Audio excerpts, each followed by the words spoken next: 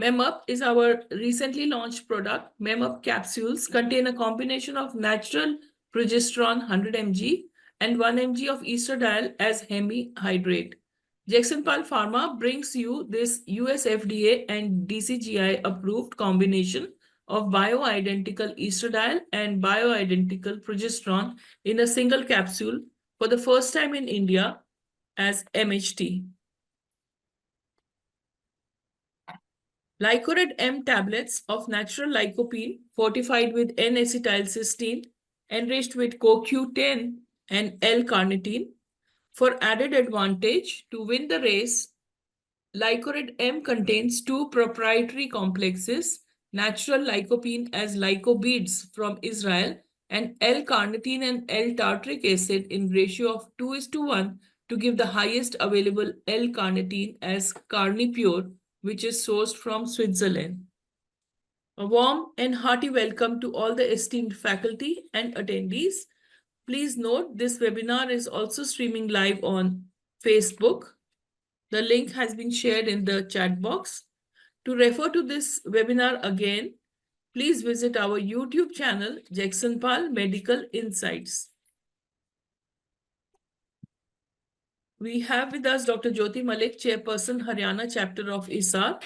Dr. Jyoti Malik is Director, Roots IVF at JJ Institute of Medical Services Sciences at Bahadurgarh. She will be initiating the program, and the MOCs for today are Dr. Manju Dagar. She is the Clinical Secretary of Haryana Chapter of ISAR, and the Treasurer of Haryana Chapter ISAR, Dr. Lakshmi Goel. So welcome to everyone. Over to you, Dr. Jyoti ma'am. Yeah, thank you so much. Thank you and welcome each one on this platform. We are meeting on this new year for the first time, and I wish you all a very, very blessed and a very happy and healthy new year from ISAR Haryana. And with our motto of Prayas Evam Vistar, we are constantly making efforts and we are progressing. And this is our 11th Inspire and Ignite series. And we have today Dr. Amit Patki, sir, as the chief guest. Can you please rename, sir? Deepika, sir has joined. I'll just do that. Please rename, sir. Yeah, it is some other name, but he is logged in from the common faculty link.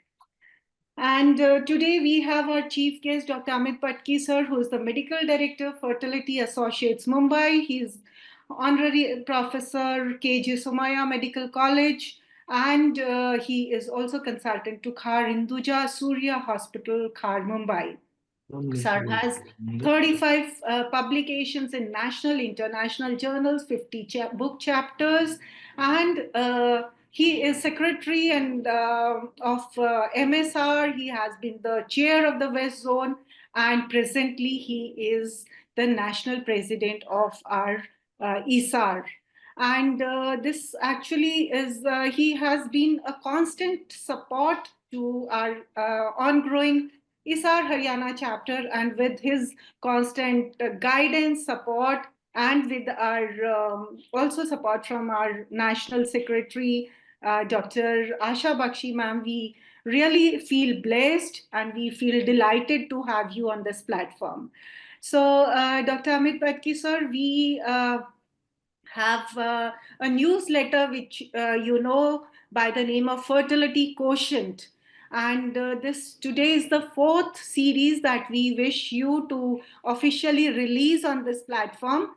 So we would take your blessings, and we would also like you to officially release the newsletter. I'll just play that PPT so that you can have a look, and then maybe I will invite you for your words of wisdom and blessings. So I will just share that. Is it coming? One sec. Yeah. Yes. Yeah. So this is the fertility quotient, and this is actually just based on PCOS. This is our issue 4. In 2024, we had 3 such issues, and this is our first author for this on the international evidence-based guidelines by Dr. Meenu Handa, our clinical secretary, our general secretary. And then we have Dr. Manju Khurana, who has been the past president of ISAR Haryana on writing on PCOS pathophysiology. We have Dr. Jyoti Gupta from Gurugram writing on biochemical and ultrasound features of PCOS. Then we have Dr. Ishika Nayan from Hisar writing on diagnostic dilemma and management in adolescents. We have Dr. Meenakshi Mehta writing on ovulation induction for women with PCOS, and Dr. Pooja Bhayana on preventing ovarian hyperstimulation syndrome. Dr. Rakhi Malhotra, the past secretary of ISAR Haryana Lifestyle Factors. Dr. Priyakshi on a comprehensive overview of health consequences of PCOS. And I have put in a word on laparoscopic ovarian drilling in PCOS. And these are the glimpses of what the CMEs, the physical CMEs that happened at in 2024 on from this chapter. Though we are a small chapter, but we have tried to do a lot of put in a lot of efforts with our teamwork, with my secretary Dr. Meenu, and my clinical secretary Dr. Manju, and treasurer Dr. Lakshmi Goyal. So, and we have our vice presidents Dr. Rakhi and Dr. Anupma. Also, we have been taking blessings of our seniors. Dr. Maninder Ahuja is here. She was our founder. She was the president of Haryana chapter. From her, I've learned a lot, and I thank her for all that. We have this CME at Gurugram that we had. Then we had this hysteroscopy hands-on workshop at Rohtak that was organized with the PGIMS Rohtak, the apex body of Haryana, under guidance of Dr. Pushpa. Then we had this conference again at Faridabad organized by Dr. Lakshmi. Then we had, these are the glimpses of the same. Then we have this CME organized by a small, very small chapter from Panipat, but it was a very beautiful effort done by the Panipat Obs Gynae Society. Then we have the CME that was again organized at Amrita Hospital, the biggest hospital, I think, of Asia. And this was at Faridabad that was organized. Then we had you witnessed history, again being 3 chapters organizing this embryology national conference. The principal chapter being the Chandigarh, and then we were the associate chapters, Punjab and Haryana. And then we had the last CME of the year at Faridabad again on 19th of December. So this is all about the newsletter. It is just the glimpses. I've just taken one page of each so that we could at least show you that this is just a book, what this newsletter was. Now I request Dr. Amit sir to please say a few words and to bless us on this new year, sir. Dr. Amit sir. Sir, please unmute yourself. A very good afternoon to you, and thank you very much for having me in this wonderful Ignite series. I've always complimented Haryana chapter for the enthusiasm that they have always shown through the year in their scientific endeavors, be it physical meetings, be it webinars, or even release of newsletters. Dr. Malik, I'm really envious of you because you have such an excellent team at your state level, and you all always are perhaps the first one. I think you did the first meeting when the year started, and I think you are one of those who have been regularly having your webinars and newsletters. I've also listened to your Ignite series, and I'm very happy that you choose the relevant topics and, more important, the right speakers for that topic. So you have a in detailed discussion on that topic, and I must congratulate you and your team for this fantastic efforts that you put in every month through the year. So I wish you the very best in the future, and I'm sure your Ignite series will go a long way in helping not only our junior colleagues but all practicing fertility specialists to update and reinvent their knowledge in treating the patient. So thank you very much once again for having me, and I congratulate you on your newsletter. Thank you. Thank you so much, sir. And now I invite Dr. Meenu to please thank Dr. Amit and invite Dr. Asha Baxi ma'am. Thank you so much, sir, for your enlightening words. It's always so encouraging that you join us for this series and keep encouraging us to do this work. Thank you so much, sir, for taking out time for us today. Thank you. Thank you, sir. We now like to move on with our the first talk. And could I have Asha ma'am CV, please?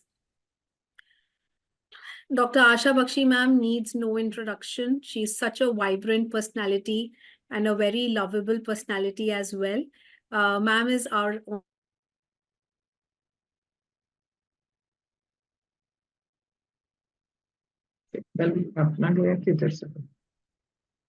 hospital. Ma'am, internet issue. Yeah, yes, there's some issue. So maybe I think we are losing contact with Dr. Meenu. So I would, it is now my honor to introduce Dr. Asha Baxi ma'am, my very, very favorite person, very humble, very helpful and very pleasant. She's the Secretary General National ISAR. She's lead consultant Asha Baxi Fertility Center. She has been Vice President 2022 West Zone Foxy, Joint Secretary of ISAR 2021, founder chapter of the MP IAE and ISAR, Chairperson Foxy for Infertility Committee, and to her goes the credit of giving the first ICSI, Tessa ICSI and Micro Tessa ICSI baby of MP. She has received Kumud Damaskar Award Foxy 2008-9 and the best paper in the Foxy Journal in 11 and 12. She has organized many conferences and she is also the organizing chairperson of AICOG 2021 in Indore. So before that, I would also like to introduce my chairpersons for this session. We have none other than Dr. Maninder Rahuja, a person who I think everybody in Haryana knows. She has been a role model for actually many of us. And today we are honored to have you, ma'am, on this this platform. This is our first webinar, and we feel good to have you here because you are the youngest of us all.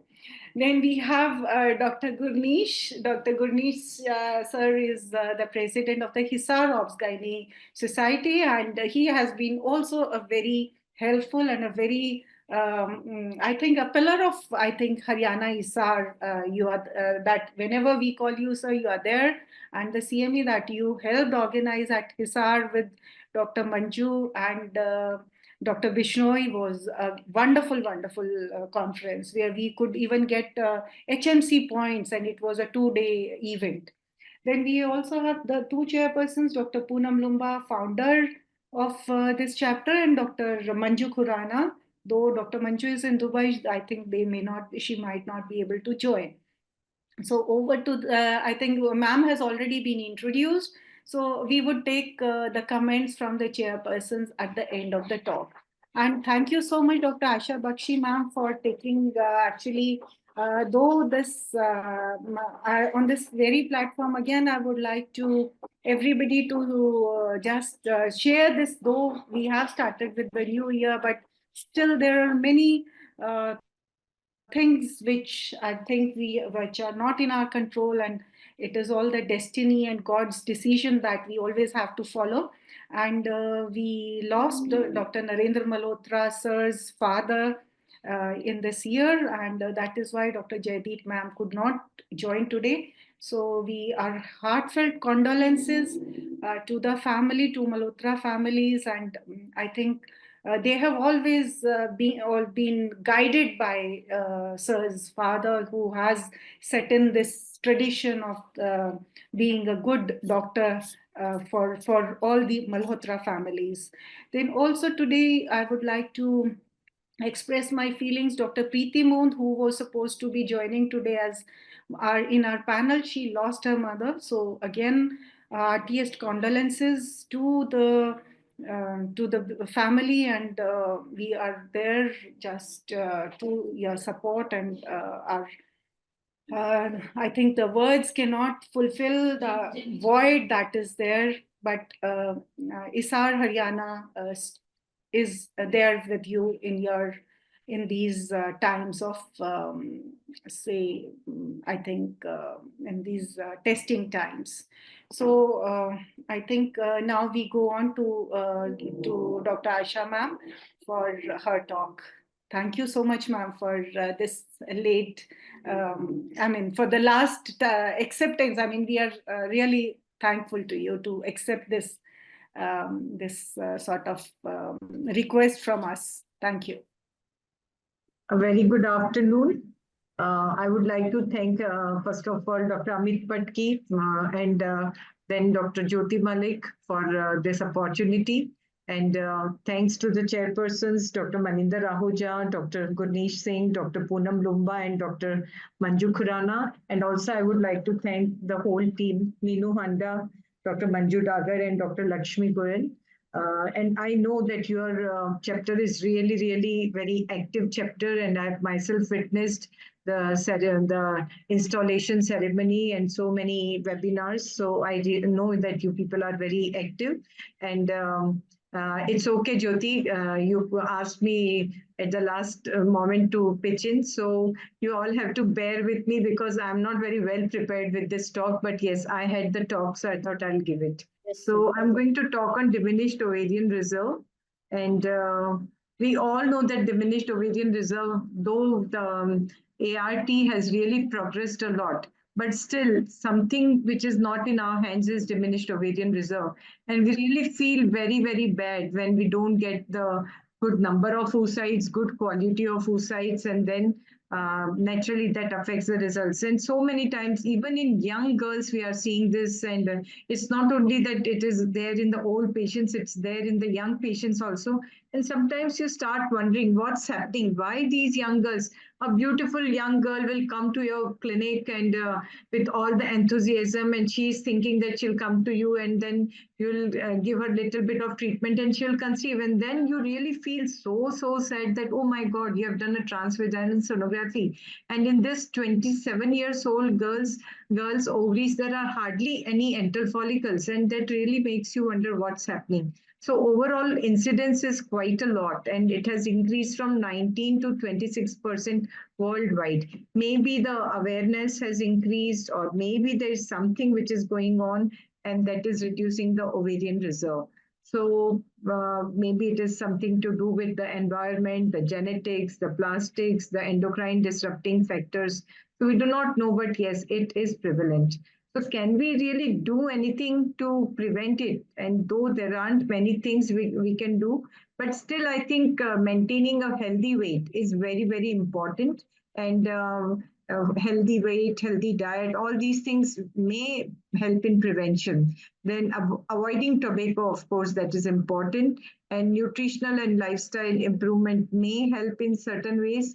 And most important is that timely understanding your fertility, your ovarian reserve, and timely planning the pregnancies. That is important because that way, even if there is diminished ovarian reserve, but at least the fertility planning is over. And routine fertility checkups are very, very important. And especially today, like one patient came to me for termination of pregnancy. And when we see the ovaries, though this is a pregnant uterus and a pregnant woman, and very difficult to comment on ovaries, but still you know that these ovaries have got hardly 1 or 2 antral follicles. Maybe she's somebody who will have reduced ovarian reserve. Sometimes you see PCOS, so you say, okay. So I think even when termination, when people come for counseling of termination, that awareness of ovarian reserve should always be there, and that should be brought into your discussion. Not saying that you have got a reduced ovarian reserve, but at least this should be mentioned that some people, they may have reduced ovarian reserve and may afterwards find it difficult, because then afterwards they come and say, oh, I wish I had not gone for that termination. So that awareness about fertility assessment at every moment is important. Now, coming to nutritional factors and their impact on ovarian reserve. So overall, no significant effect of intake of soya products and isoflavone has been shown. Then vitamin D also has conflicting evidence. Dietary fat, there is no effect on AMH levels, non-significant reduction in FSH levels. And dietary fiber, there is conflicting evidence. Serum zinc levels were lower and copper levels were higher in women with premature ovarian insufficiency. So, and it has been found that obese poor responders could have lower pregnancy rates compared to non-obese poor responders. But when you compare all the things, then method of conception and outcome within 24 hours. So those people who really had the intervention in form of diet control, not a lot of difference was found in these patients. And what are the risk factors for premature ovarian failure? They are one, of course, very well evident, and that is age. Another is family history of early menopause. So always it's a good idea to ask the girls about how their mother's menopause was and when it was. Then genetic factors. There may be something like Turner's mosaicism or FMR1 gene mutations, which leads to FSH receptor blockage. Then disease that may cause ovarian damage like endometriosis. Endometriosis is very prevalent, and we know that advanced endometriosis is associated with low ovarian reserve. Similarly, pelvic tuberculosis may affect the ovarian blood supply, or that may also cause reduced ovarian reserve. So all these things. Then any ovarian surgery may have its impact on the ovarian reserve. Then chemotherapy, though these days the very good chemotherapeutic agents have come, but still and we all know that it does have its effect on ovaries, and especially women who have good AMH, they tend to have less effect. But if AMH is already borderline, and if these women get chemotherapy, then the the ovarian reserve goes further down. Pelvic radiotherapy in high doses may affect autoimmune diseases, like many women we see these days, and autoimmune diseases are being diagnosed also, and these are the girls who may have reduced ovarian reserve. Smoking, of course, has been very well shown to be associated with ovarian reserve, and many environmental factors, the use of pesticides, the plastics, and all these things may be affecting the ovarian reserve. So how to diagnose ovarian reserve? One is very simple, history of short cycles. Mostly we have found that these women, they tend to have shorter cycles. Then age, we all know. Then there may be abnormal ovarian reserve test. And if someone has undergone previous IVF and lower peak estradiol level after conventional stimulation on day 5, if it is less than 100, or on the day of HCG, if it is between 300 to 600, then you know that this is a patient who has diminished ovarian reserve or may have poor ovarian response. Then decreased number of follicles on day of HCG. Say date after all the maximum stimulation, your follicles were hardly 2 to 5. Or decreased number of eggs. You have retrieved the eggs and you found less than 5 eggs. And whenever you are trying to diagnose ovarian reserve, which is better, AFC or AMH? So which one to rely? So I feel they both are complementary, and both should be undertaken, both should be really assessed in their own merit, and then they should complement each other. So what is the advantage of antral follicle count? That it is easily, the moment the patient comes, you do a transvaginal sonography and you check for the ovarian reserve, antral follicles, and the diagnosis is in your hand. But then there is inter-observer variation also. And another problem is that intra-cycle variation are also there. Then maybe the patient has taken oral contraceptive in the past. So all these things may affect the antral follicle count. And AMH, best thing is that it does not have much intra or intercycle variation, and it does not it is not inter-observer dependent. So that is a very good thing about AMH. But sometimes if the AMH is not done properly, then you may get, and many times there are discrepancy. So in that case, if you see there is good antral follicle count, then maybe it is a good idea to recheck the AMH again. So, and it is expensive. So I think, but what happens is once AMH is low, your antral follicle count is low, and you counsel the patient, then she understands that yes, this is something which is diminished ovarian reserve, and here the action has to be taken fast. So there is a good documentation if you do AMH. Then poor ovarian response is defined as reduced follicular response resulting in low number of retrieved oocytes despite the high dose of gonadotropins. And many definitions are there, but mostly Bologna criteria is being followed nowadays. And it's important to follow one particular definition, because if you're going to publish some papers and do some studies, then that would be your reference definition. So at least 2 out of the 3 should be present, that is advanced maternal age or previous poor ovarian response or abnormal ovarian reserve test, or previous 2 poor ovarian response after maximal stimulation are sufficient to define a patient as poor ovarian responder. And this is another stratification which we all should know, and that is the Poseidon criteria or Poseidon stratification. And this has got 4 groups. So a rough way to remember is Poseidon group 1 and group 3 are the young patients, and Poseidon group 2 and group 4 are the older patients. Now group 1 and 2, these patients are having good ovarian reserve. They've got good AMH, good antral follicle counts more than 5, and AMH more than 1.2. And still, after maximal stimulation, you could get lower number of oocytes. So these are unexpected poor ovarian responders. Whereas group 3 and group 4, here already AFC is less, so you know about that. Already AMH is less, so you know about that. So here it is an expected poor ovarian response. You knew that yes, the chances of getting less eggs are there. So worst is this unexpected poor ovarian response where you are really not prepared, and then you feel so bad when you don't get sufficient eggs. And with this stratification, you can modify the regime accordingly. So if someone is a young and young with normal ovarian response, then you reassess the ovarian reserve test, or you check for genetic polymorphism, change the stimulation protocol strategy, increase the dose of FSH, and you may add recombinant LH also. So these are the ways to treat these patients. And if it is group 2, that is old patients who have got normal ovarian response, so normal ovarian reserve. So in these cases, again, you can try changing the stimulation regime. You add recombinant LH right from the beginning, and it is higher dose, say start from 150 units.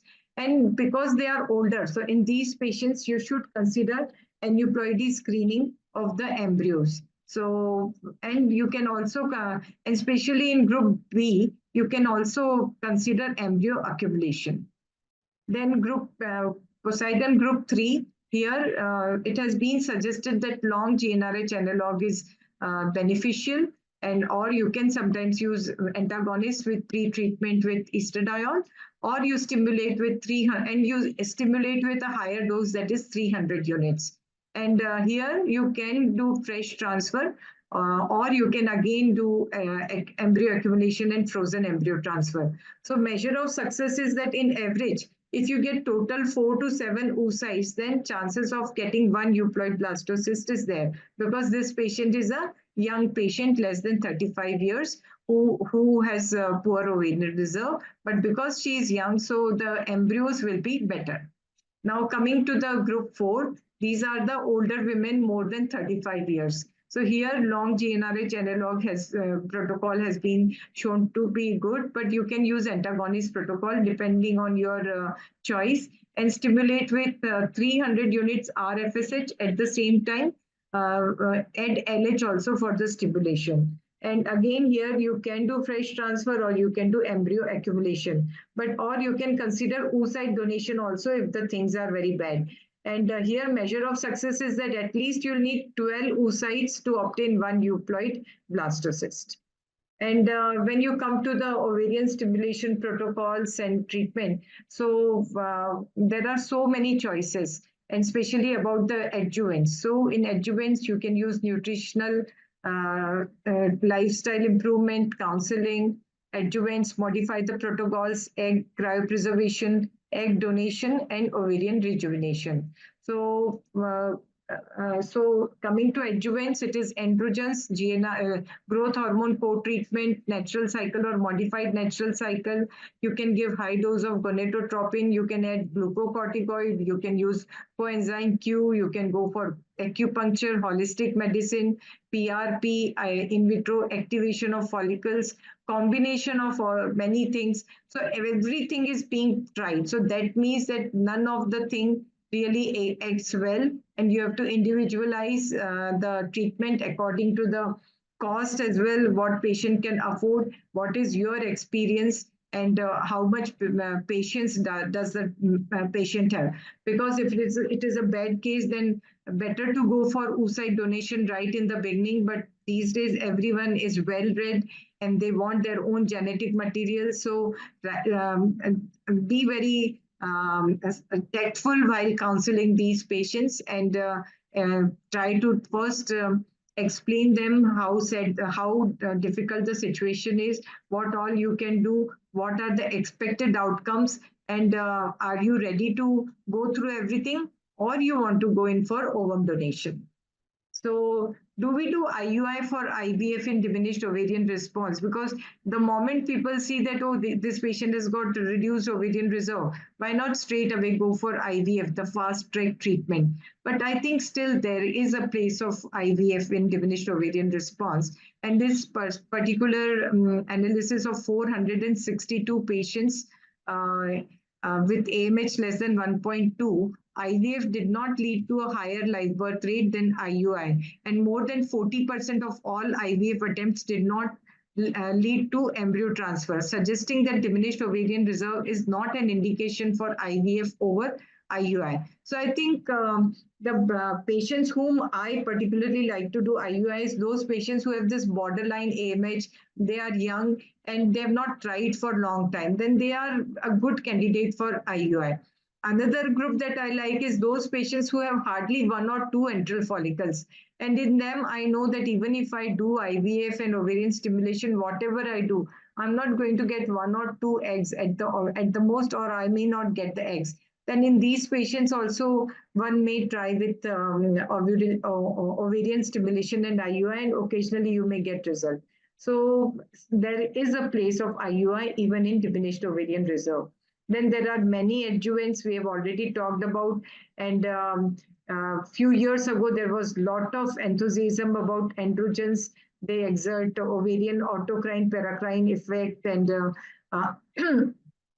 increase the FSH receptors in granulosa cells. And for this, either DHEAs was used or transdermal testosterone pretreatment was used. And DHEAs was used for almost 3 months prior to the IVF, and transdermal testosterone was used 21 days prior to the IVF. So coming to DHEAs, the exact mechanism is uncertain, but one simple way of understanding is that it creates PCOS-like characteristics and increases the LH.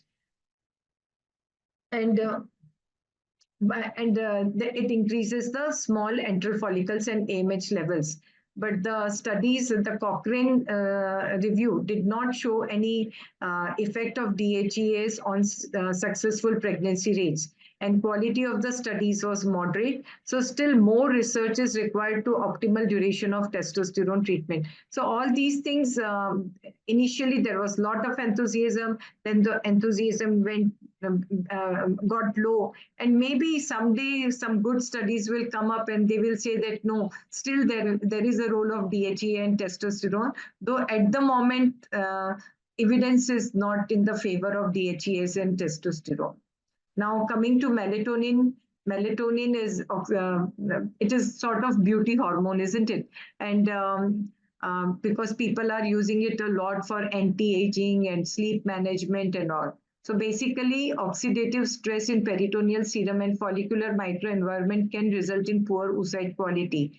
And mechanism of melatonin is exactly not known, but it is said to reduce oxidative stress by acting like free radical scavenger. It attenuates cuproptosis and ferroptosis in aging cumulus and granulosa cells.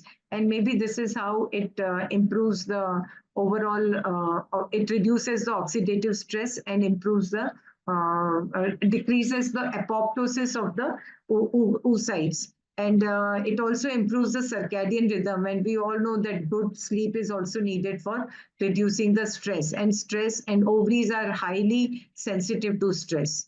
Then coming to CoQ10, it is essential electron transporter in the mitochondrial respiratory chain. Mechanism of action isn't clear, but it acts as a scavenger of reactive oxygen species. And in a meta-analysis, it was suggested that antioxidants, CoQ10, melatonin, myoinositol, vitamin B, D, E, resveratrol, combination of acetyl carnitine, N-acetylcysteine, and alpha-lipoic acid. There was no difference in live birth rate. CoQ10 was the only antioxidant with a statistically significant increase in clinical pregnancy rates and oocyte retrieved. CoQ10 and melatonin were the only two antioxidants which improved embryo quality.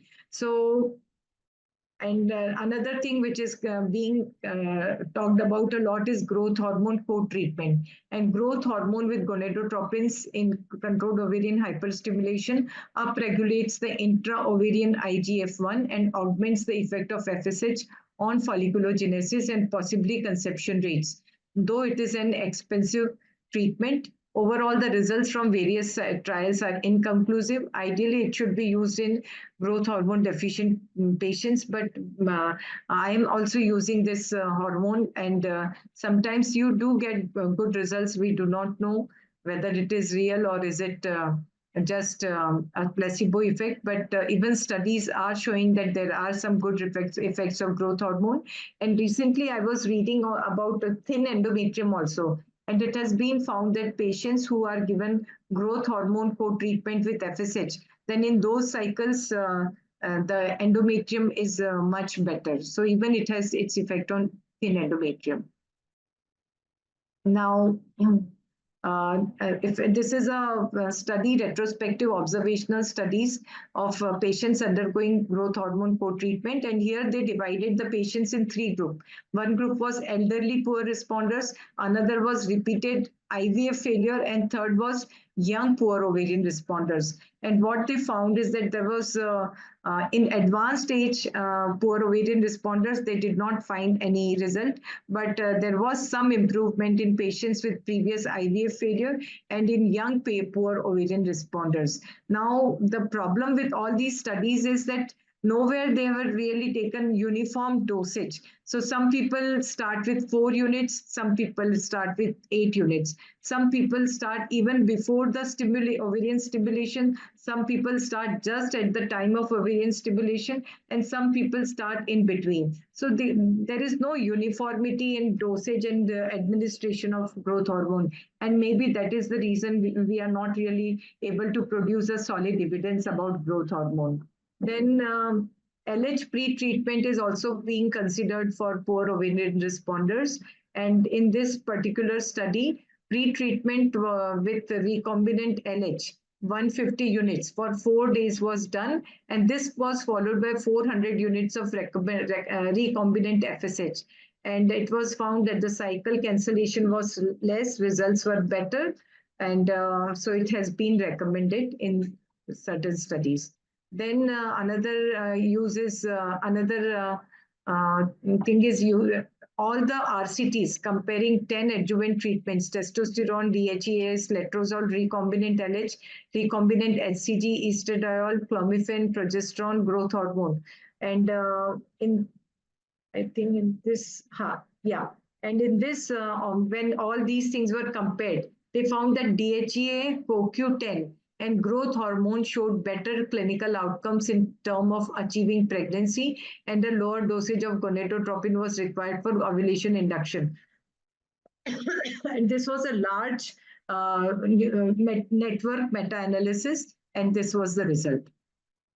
Now, a few more agents are being marketed these days, and one is the commercial name is EQOQ, but these are NMN and L-argothionine in diminished ovarian reserve. So NMN is basically SIRT1 activator, and L-argothionine is NRF2 activator, and they are basically very good antioxidants, and they maintain endometrial health, enhance chances of successful embryo implantation. So SIRT1, it increases as the age increases, it goes down, and it is a major determinant influencing ovarian aging and quality of gametes. And NRF2 is present in cytoplasm of ovarian cells, and it is a natural antioxidant and regulates the level of peroxidases and antioxidant substances. It plays a powerful cytoprotective role to protect DNA, proteins, lipids, and other components. So besides the adjuvants, one can modify the protocols also. And there are so many protocols described in the literature. So out of that, one important thing is that you can use FSH, which has got more LH activity like HMG. And most of us, we do use it because we know that in Poseidon 1 and Poseidon 2 cases, if you add LH, then the results are better. So HMG or LH supplementation may help, though still there is insufficient scientific evidence. And then how much should be the dose of gonadotropins? Because many times we keep on increasing the dose and the results are the same. So we are just wasting the gonadotropins and increasing the cost of treatment. So patients with predefined low ovarian reserve would have similar outcomes even with milder approach.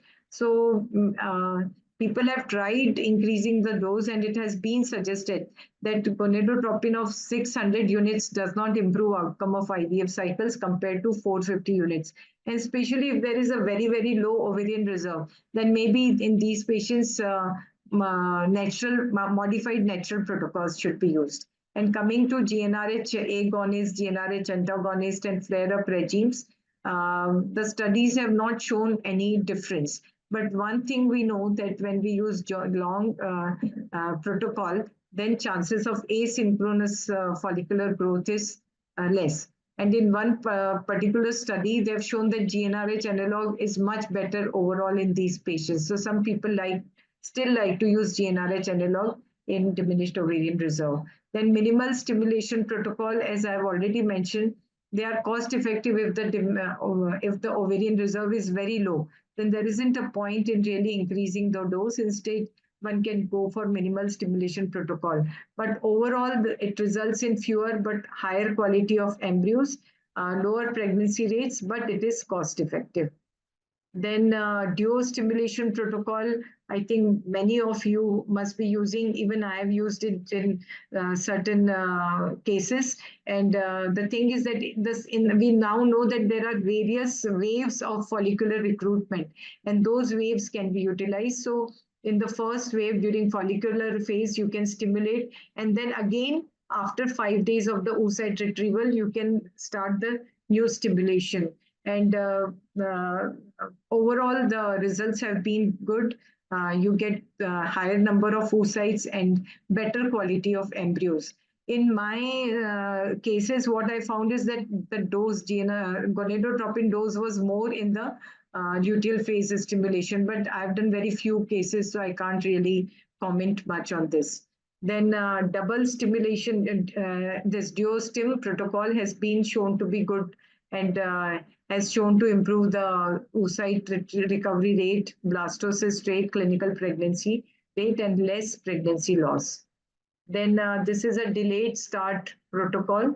Here in this particular study, transvaginal sonography was done on day 2, and this was followed by GnRH antagonists for 7 days. And stimulation was started on day 9 with gonadotropins 450 units.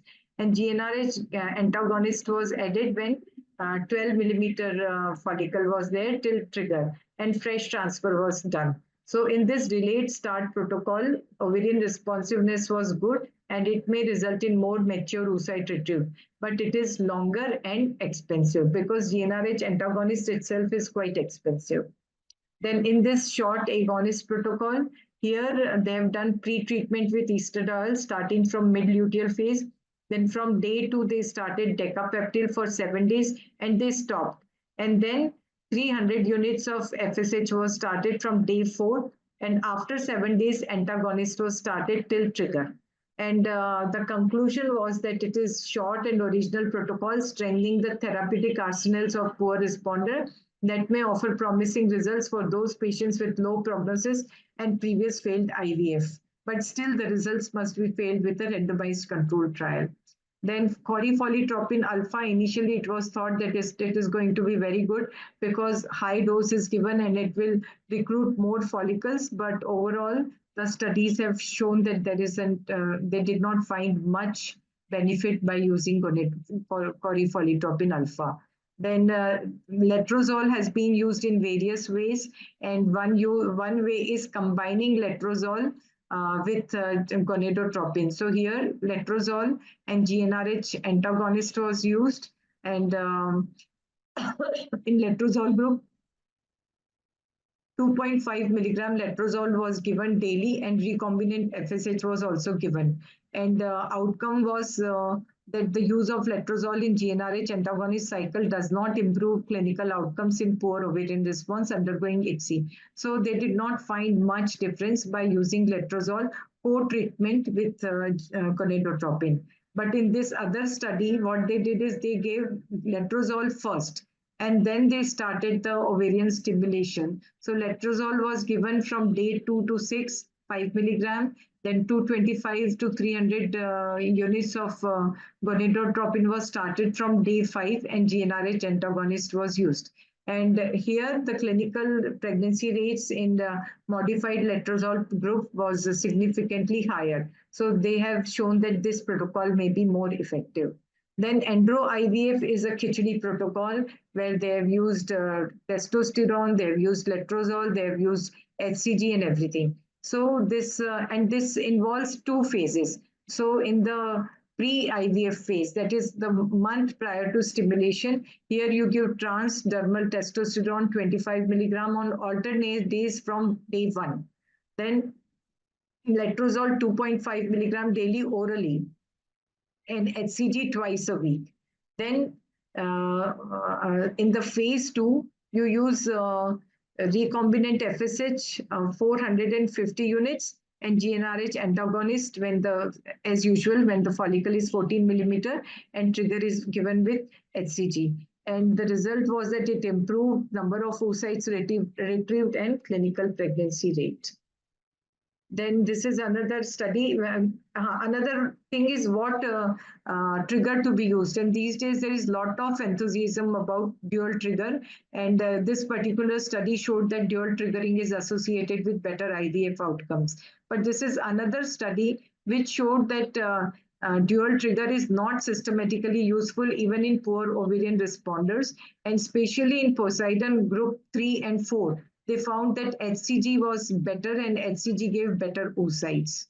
Then recombinant LH supplementation has a significant effect on increasing cumulative live birth. So another thing is that we all are talking about microbiota and probiotics for PCO. But again, this study says that even there is influence of gut microbiome on the ovarian aging also. So this also needs to be really studied.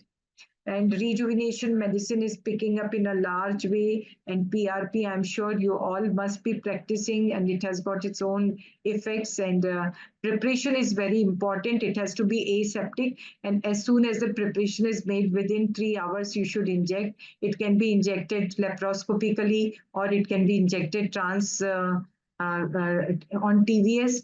And when the ovaries are very small, then I liked one comment by Dr. Nandita Palshetkar, and what they do is they stimulate the ovaries using clomiphene or letrozole. And then they, because that helps in localizing the ovaries very well, and then they inject the PRP so in the ovary. So that I think is a good tip. And this is how it is being done laparoscopically.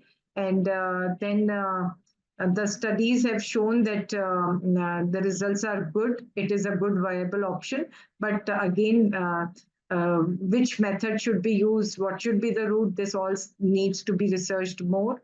Then coming to the bone marrow stem cells and the bone marrow, that is again very important. And especially bone marrow transplant has been used to rescue ovarian, because you get mesenchymal cells, and they help in rejuvenation. But this is all again to be done under research setting and in the centers who have expertise in doing this.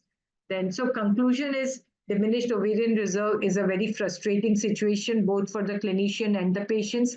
Attention should be paid on healthy lifestyle prevention, which also includes fertility counseling, assessment, and timely pregnancy planning amongst the youngsters. Adjuvants, if taken properly and adequately, may help up to some extent. Then knowing various protocols and individualizing the stimulation is important. Ovarian rejuvenation is the futuristic and promising approach.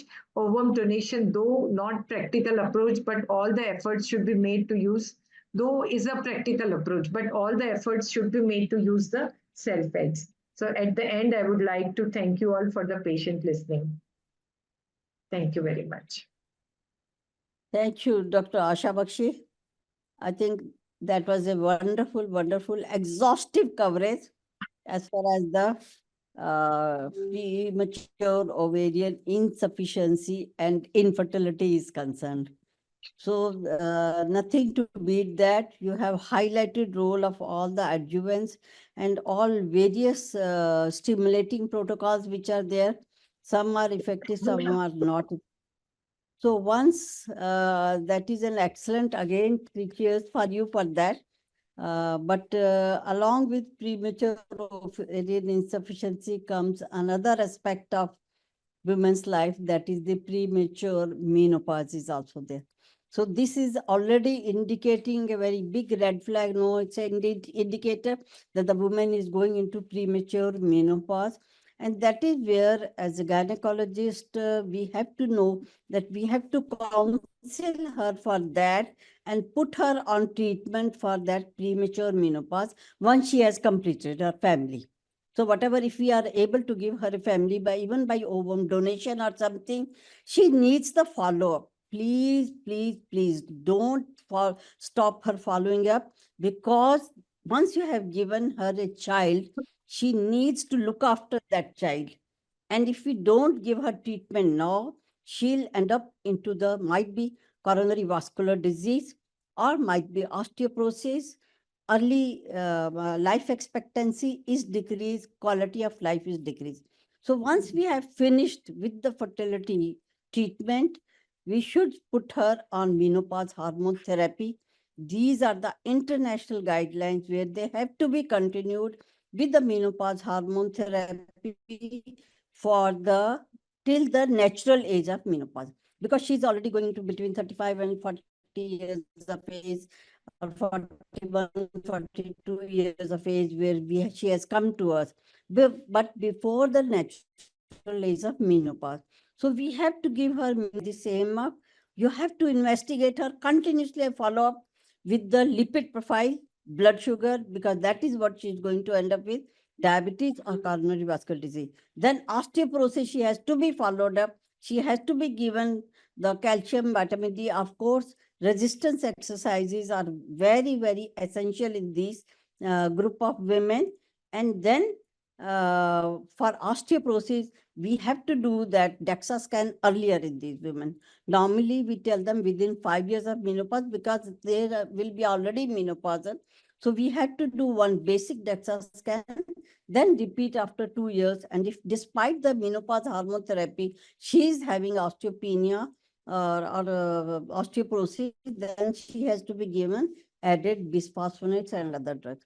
So again, Dr. Asha Baxi, I congratulate you for this excellent, excellent talk on this thing. And now I have to congratulate Dr. Jyoti Malik, Dr. Amit Patki for continuing with it. I have known Jyoti Malik for a long time because she was my secretary when I was the chairperson of Haryana chapter.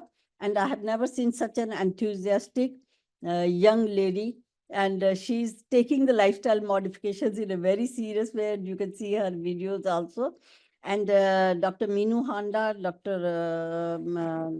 Dogger, and Dr. Gurmeesh Singh, who is there as our co-moderate chairperson. Others, I think, are absent anyway, could not make it. And I have my condolences for Dr. Malhotra and Dr. Jaideep Malhotra and Dr. Narendra Malhotra, because he was like a father to me also. I used to call him Papa only. And I could go to their last rite. So that was my privilege at that time. And I'll hand over to Dr. Gurmeesh Singh for further comments, please, sir. Thank you, ma'am. First of all, I thank Dr. Jyoti Malik and the team for allowing me to associate with this webinar. And thanks, Dr. Asha Baxi, for giving such a whole panorama view of POI. But my observations are like this, that after 35 years, when we use these self cycles and with the God's grace, they become pregnant, the chances of abortion, chances of preterm deliveries are more. So in the end, we have to, I think, counsel her more. Even if you become pregnant, even then you have to face these things, that there will be higher chances of aneuploidies, higher chances of abortions, higher chances of preterm labor. So sometimes it is, sometimes that time they tell you कि अगर आपको पता था तो आपने पहले ही किसी ovum donor को क्यों नहीं यूज किया. So I think that should be taken into consideration. Overall, ma'am, it was a very good webinar, ma'am. Thanks, ma'am. And congratulations to Jyoti Malik again for selecting a very, very important topic. I think this is the hot topic these days now. Thank you so much, ma'am. Was Thank I you audible? Yes, ma'am. Thank you so much for your inputs, ma'am, because I know you were the the very, very apt chairperson for this talk. Actually, that is why I chose you, because I know you are into menopausal, on the MHT part, you have a strong command, and your inputs about carrying forward these women's after infertility is also our responsibility. And how do we take care of their bones, their heart, their for future health, because not only making them pregnant, after that also is something which we should not forget. So thank you so much, Dr. Maninder ma'am, Dr. Gurneesh sir, and Dr. Asha Baxi ma'am. It was amazing. You're exhaustive. I mean, I think if you could share that PPT, we can share it on the group with our ISAR Haryana, because it was very exhaustive and it covered everything. So thank you so much, ma'am. Now over to our to Dr. Lakshmi for the second half of the proceedings. Thank you, Dr. Jyoti. Thank you, Dr. Asha ma'am, Dr. Maninder ma'am, Dr. Gurneesh sir. Now let's move on to our next session, that is the panel on the POR. And for the panel, I would like to invite our moderators, very dynamic moderators, Dr. Jyoti Malik. We all know her. She's a chairperson of Haryana chapter of ISAR. She's this. Dr. Lakshmi we'll save Okay. time. Yeah. Right. So we all know her. She's a very dynamic person. And along with Dr. Jyoti Malik, we have our Dr. Meenu Handa. She's another very, very dynamic person. She's a secretary of Haryana chapter of ISAR. And I would like to invite the experts for the. Dr. Meenu is expert. Yeah, Dr. Meenu is the expert. So the panelist, Dr. Divya. Dr. Divya is here. Yes, Dr. Divya is there. Dr. Divya is a senior IVF specialist at Accord Hospital. Dr. Rakhi Goyal, Dr. Rakhi Goyal is here. Dr. Shilpa Sharma. Yes. Dr. Shilpa Sharma is here. Yes, I'm here, ma'am. Okay. Hello, Dr. Shilpa. And last but not the least, Dr. Lakshmi Goyal is also there. Yes. So I am we also. have all, but Dr. Pooja will not be able to join. No, not Dr. Pooja, sorry, Dr. Preeti won't be joining today. So we have our 4 panelists and our expert. And actually, most of the part has been taken care of. Yes. So Yes, it's already been discussed. Ma'am has already taken all the. ma'am has really discussed it, but we'll just Everything. So it has been made very easy for us. So we will just rush through our panel. We'll revise whatever ma'am has taught us. So we have this 36-year-old lady who comes to us. She's married only for 2.5 years. She has regular cycles and she's anxious to conceive. Now, Dr. Preeti is not there. So anybody can take it. What exactly do you make out of it? I think Dr. Meenu can take this. That when Dr. Meenu, we get this 36-year-old and how do we start talking to her? What all we talk to her? How much do we talk to her? And what is exactly in our mind going on when we see her? So the factors of concern and what do we think, what we are going through, what we might be dealing with.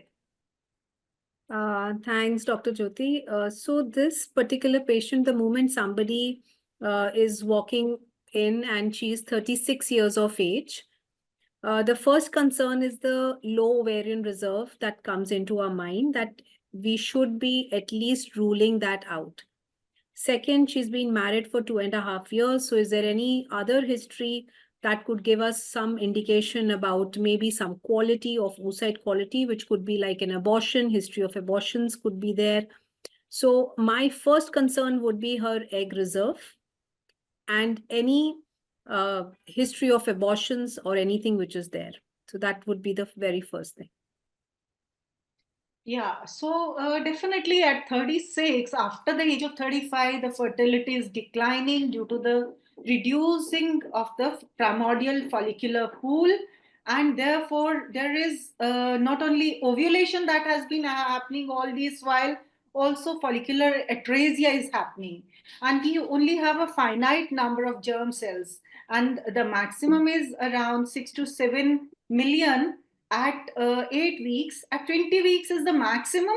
At birth, it is 1 to 2 million. And by the time puberty is there, we have to start our aging now from 300,000 to now going up to, at 35, we are left with 25,000 eggs only.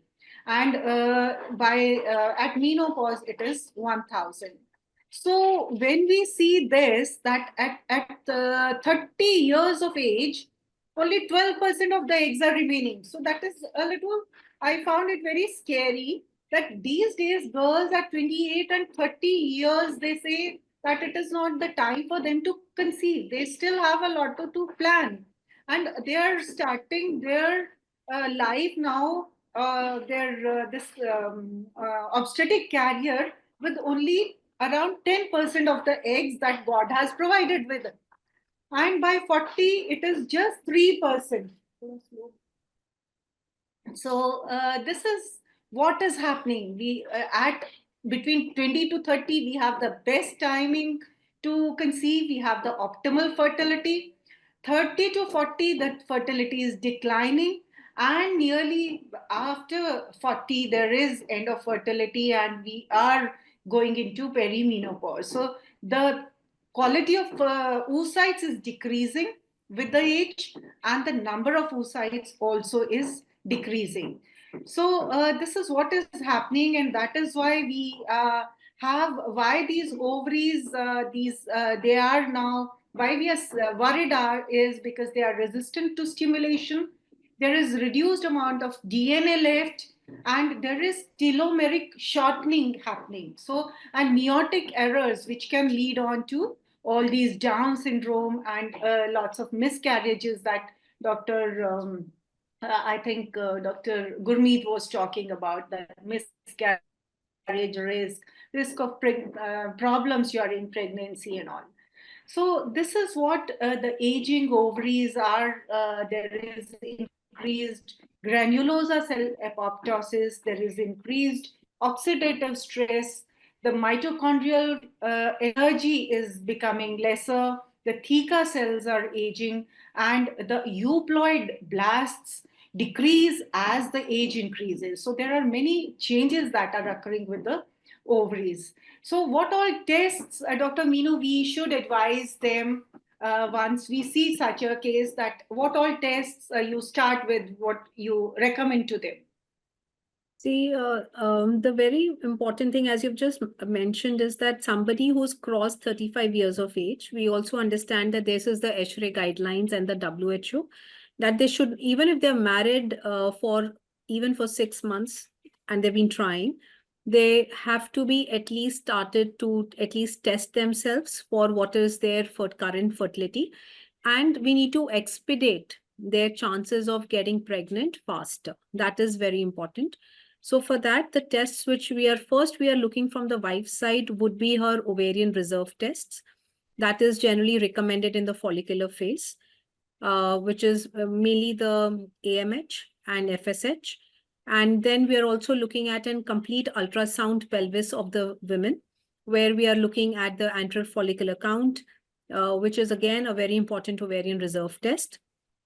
Second would be from the husband's parameters, which is the semen parameters are to be done.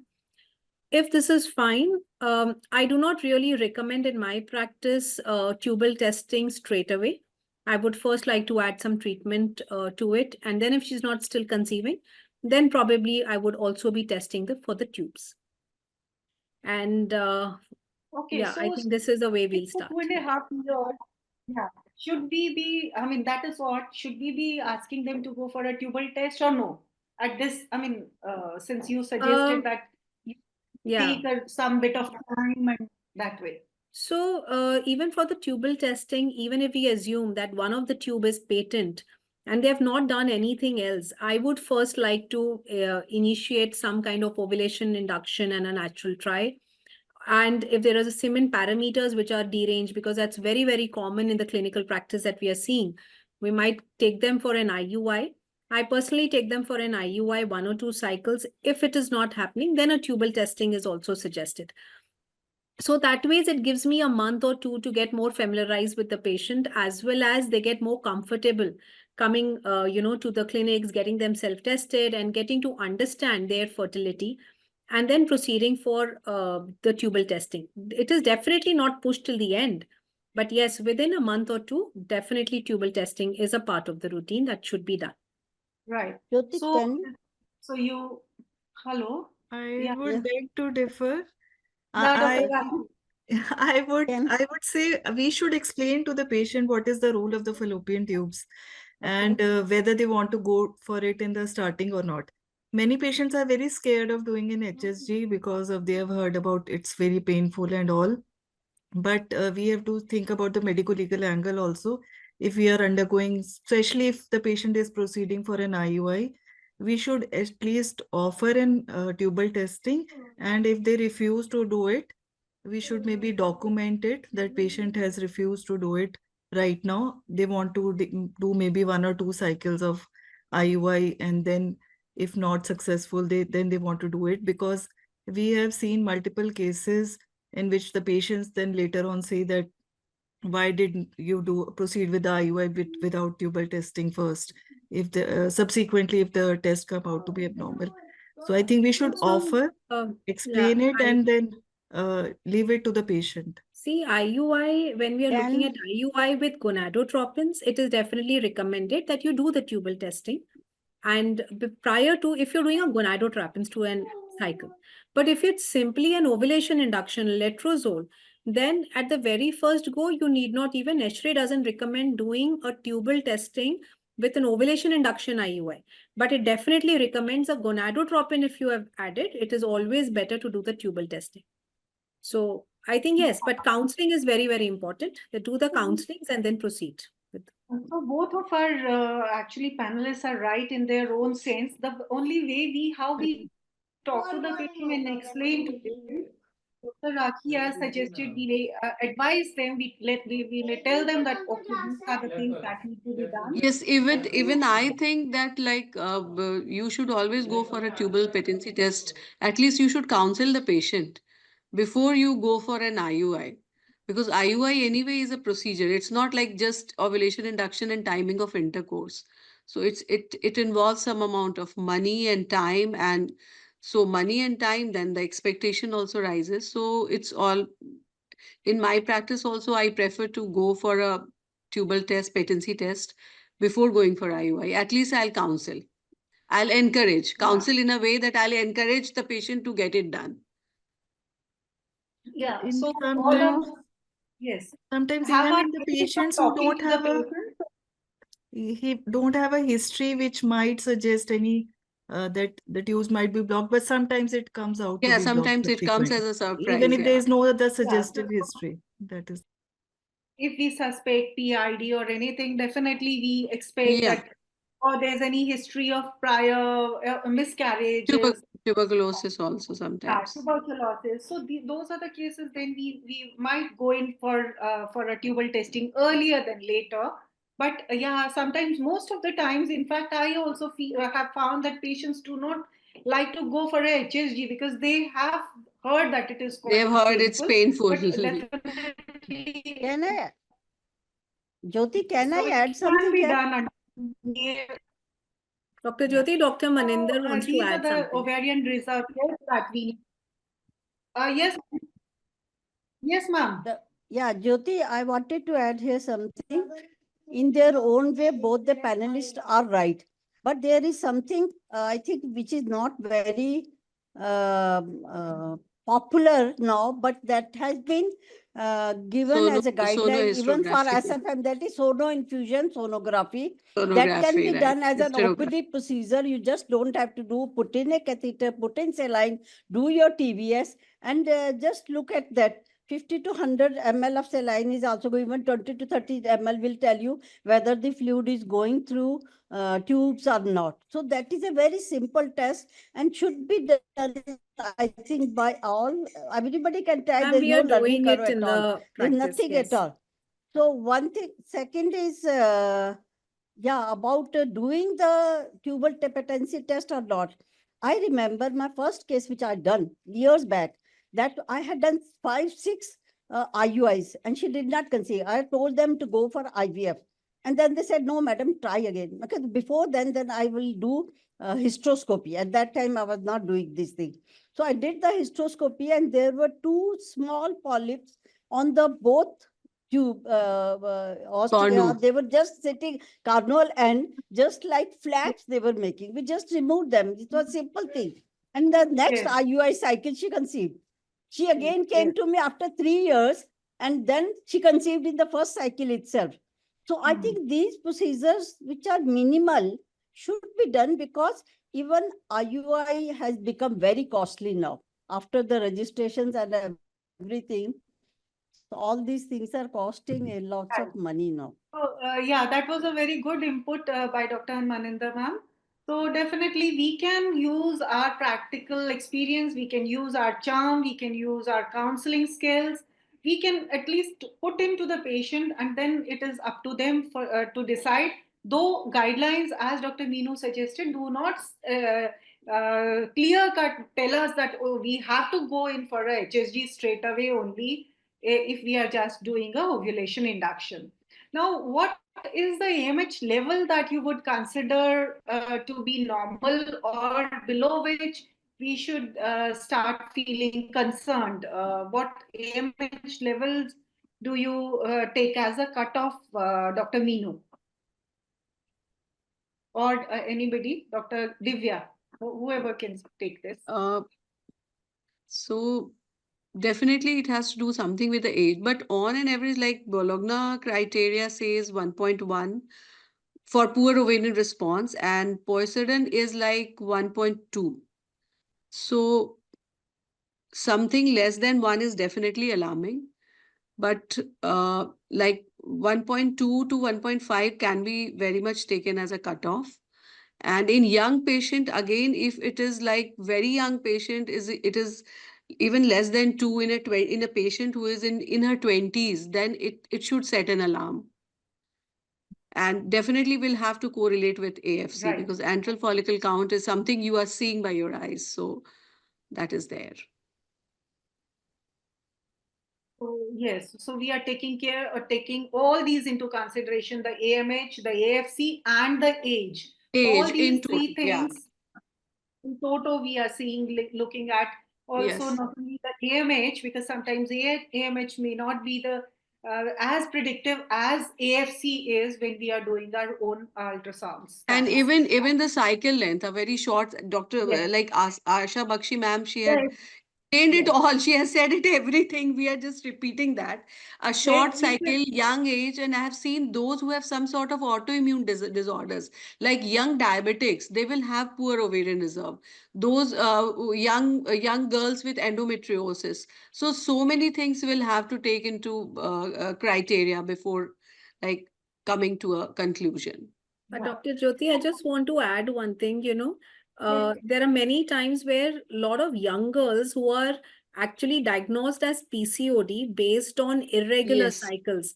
But many times when they come to say to us and say, oh, ma'am, we are known case of PCOD. But when you look at their AMH, you're looking to find a typical PCO. But that's the time when you see that these are actually poor ovarian responders who Reserve, actually yes. And it has reserve. happened with me also so many times. Yeah. Like one patient, I still remember, she was to get married, and then when I got her AMH and everything done, then it was less than 1. So she was a case of premature ovarian insufficiency. So Yeah. she was sort of devastated by once I broke the news, but it is actually happening. They are misdiagnosed as PCOS because they are Yes. not getting their periods on their own, and they are getting multiple cycles of meprate and withdrawal bleeding, and still they are not having. Actually, once you give them a OCP, it's like HRT for them, then only they will bleed. So it is there. It is already happening. Right. So, Dr. Minu, I would like to you to at least tell us how do you do your AFC count, what all you look, and what exactly, how many follicles after below which you feel that this is a case of POR, DOR, whatever. So I think antral follicular count, we are generally calling patients in the early follicular phase, which is somewhere between post her periods, day 2, day 3, day 4, a little earlier, the better. And here we do the transvaginal ultrasound, is always more reliable than a transabdominal.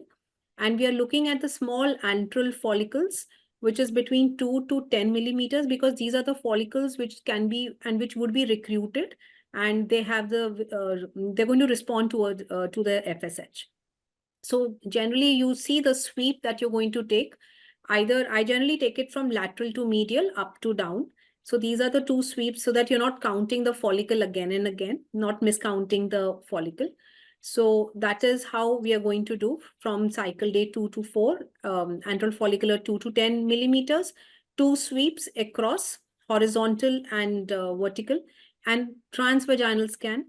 In any time, if you feel, generally in poor responders, what happens is that if you're calling them by day 4 or day 5, that's a time when we are going to have a dominant follicle sitting there.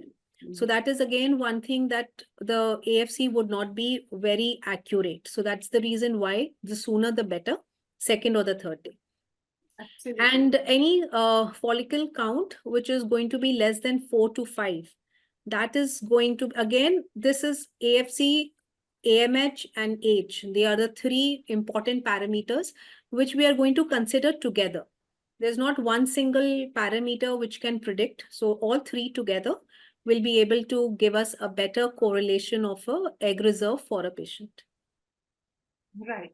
So now we move on to certain practical terms. Dr. Shilpa, we call what is DOR, diminished reserve? What is premature ovarian insufficiency?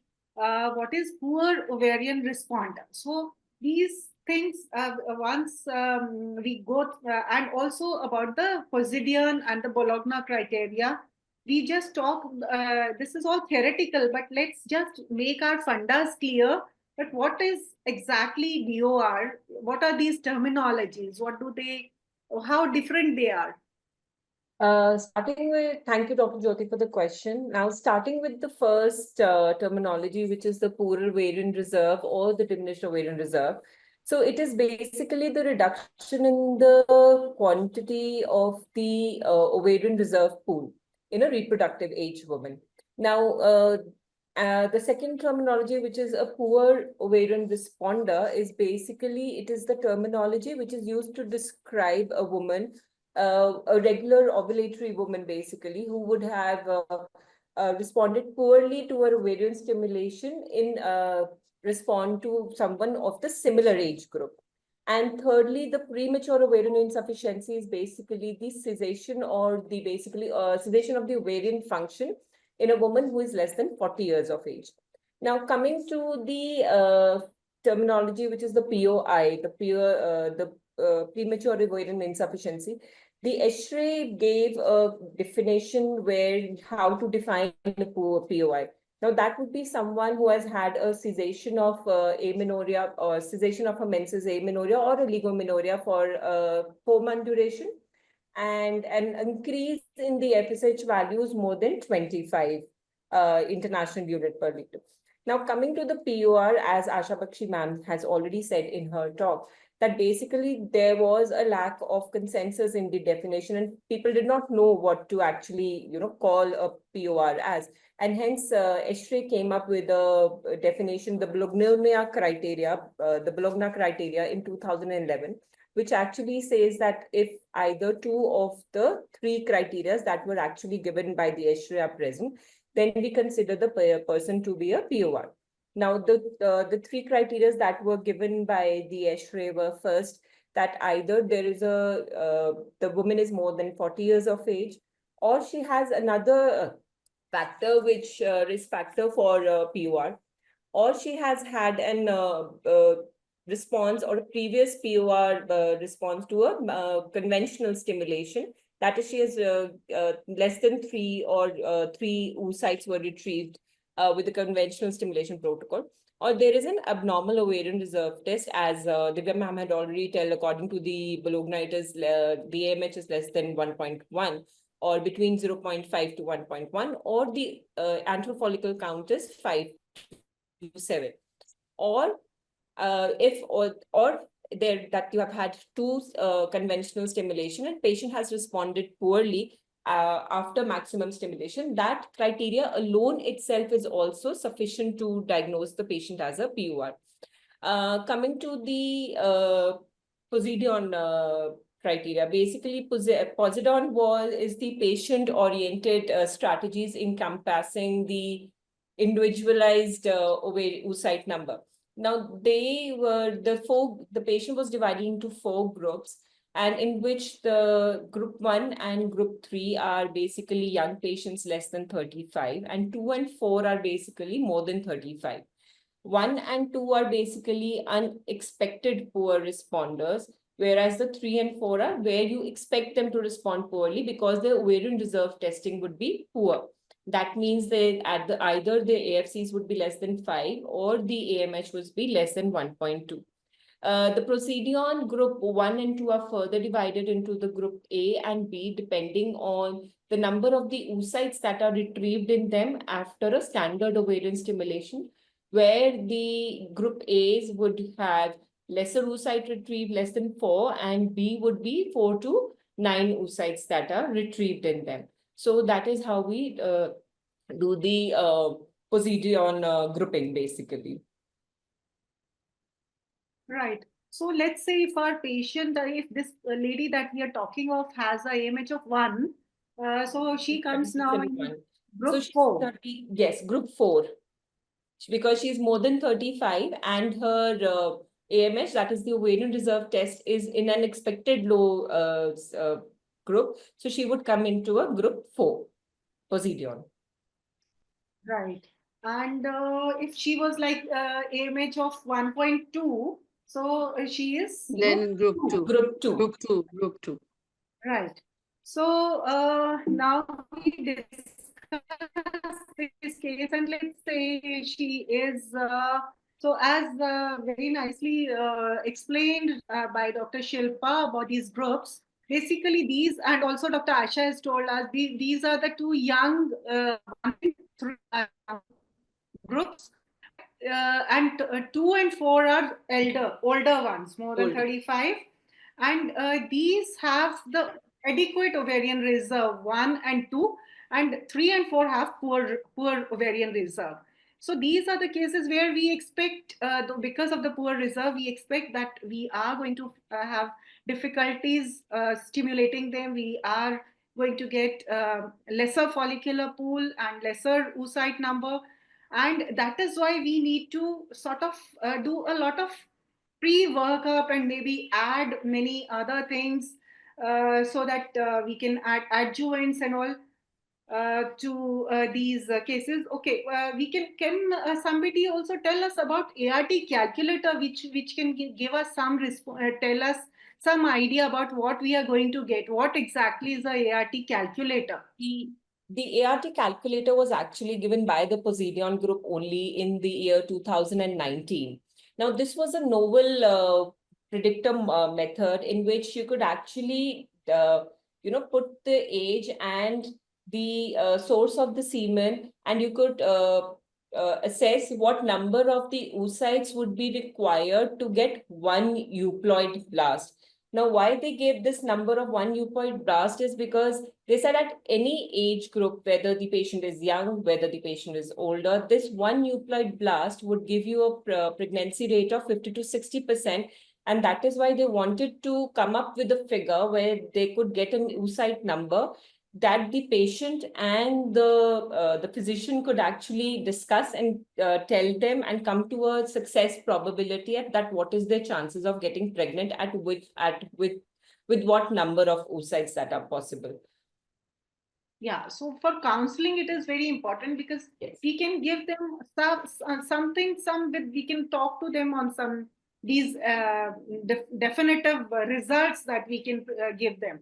So it is an ideal tool to counsel the patient about their prognosis when we are starting them on ART, and subsequently at the time of oocyte retrieval, where some patients might be counseled to go directly to a luteal phase stimulation, like we do stimulation, so that their chances of having at least one euploid blast is there. So, Dr. Lakshmi, now we come to this young 26-year-old married for 3 years. Her all other tests are normal, but her AMH is 0.9. Her AFC is 4 on both sides. So what is the prognosis and what will be your approach for this particular case? Whereas you have another lady who's 40-year, married for 2 years, all her tests are normal, but similar AMH and AFC. And what would be her prognosis? So the AMH AFC are lower, and this is 26 and 40 years. So Poseidon is this one. Yes, the first one will fall in the Poseidon group 3, and the second one will fall into the Poseidon group 4. So we are expecting, because the AMH and AFC is low, so we would have we would expect that the response that we'll get will be low response. So but the prognosis in a younger female, that is the age is less, then the oocyte quality is better, the risk of aneuploidies is better, the grading of the embryos is better. So the prognosis will be better in this group, the Poseidon group 3, as compared to the Poseidon group 4, in which because of the age, the risk of aneuploidies, the oocyte quality and the embryo grading will not be as good as in the younger patient. So the counseling, so the counseling will be very important in both these patients, because in a 40-year-old female, we'll have to tell the patient, counsel the patient for these risks, the risks of abortion, the aneuploidy risk, and the low prognosis. We'll have to counsel her. Yeah, so this young girl, we can still give her an option of IUI and attempting at least 2 to 3 IUIs. But here we have to rush her and we have to give her a prompt IVF. because here even the oocyte quality is compromised. Here we have at least the AFC AMH is low, but at least the quality of oocyte is good, so we can still maybe one cycle of IUI we can still counsel her for, and then if that doesn't work, then we can counsel her for an early IVF because of a low AMH. Yeah. So what are the risk factors for diminished reserve? We can again just revise that very briefly. So first of all, the age is one of the most important factor. Then if like in our history, we always ask about the family history of early menopause. And also in these patients, we do a karyotype test because to rule out the Turner's mosaic and the Turner syndrome, especially in a young patient with poor ovarian reserve. Then history of endometriosis is very important. I had a patient, she was 29 years old and like she had an endometriotic cyst of 2 centimeters and she was just married for 6 months. I got her AMH, it came out to be 0.9. So I told her it's better that you get, you conceive soon. So endometriosis is one, and then smoking is a very important factor which we have to counsel the patient about. Then iatrogenic, any history of surgery, any ovarian surgeries or pelvic surgery, history of chemotherapy, radiotherapy is important. And then any autoimmune diseases is one of the important risk factor. So we always rule out the hypothyroidism or hyperthyroidism and diabetes in such patients, and always get an anti-TPO antibody test also if they have a if they are suffering from hypothyroidism. And then infections, of course, genital tuberculosis, VID, then Fragile X, mental retardation Fragile X syndrome is also one, and then FSHR polymorphism, and especially in young females. These females do not respond to the ovarian stimulation very well, so we must rule out that as well. And then autoimmune, we have already discussed. Absolutely. So now we come to Dr. Rakhi. Since we are running out of late, I think we'll do it faster. So now once you've established the diagnosis, how would you counsel and how would you manage her? We are discussing both the cases, not the young and the older one. Let's say we are talking of the older one now. Okay. Older one with a lower AMH.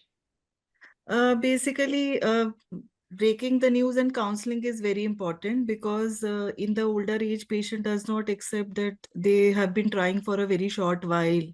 And when you counsel them straight away for IVF, they are surprised and they have to accept that news. So we have to explain what are the realistic chances of conception, the risk of aneuploidies, and we can offer them PGTA also, because it shortens the time to conception. These patients have this associated sometimes endometriosis, adenomyosis, fibroids also, and you plan a down-regulated embryo transfer, though that also consumes some time from the OPU to the transfer time. So PGTA helps in saving this time also. And you have to explain, if the patient does not opt for a PGTA, you have to explain the risk during pregnancy of having aneuploidies and need for invasive testing also, and the further risk of miscarriages. So after proper counseling, we are straight away going for a IVF is the best option. And I would not offer expectant management in this case. Adjuvants, generally what I use is, I do a estrogen priming in the previous cycle, estrogen prime cycle for synchronization of the follicles.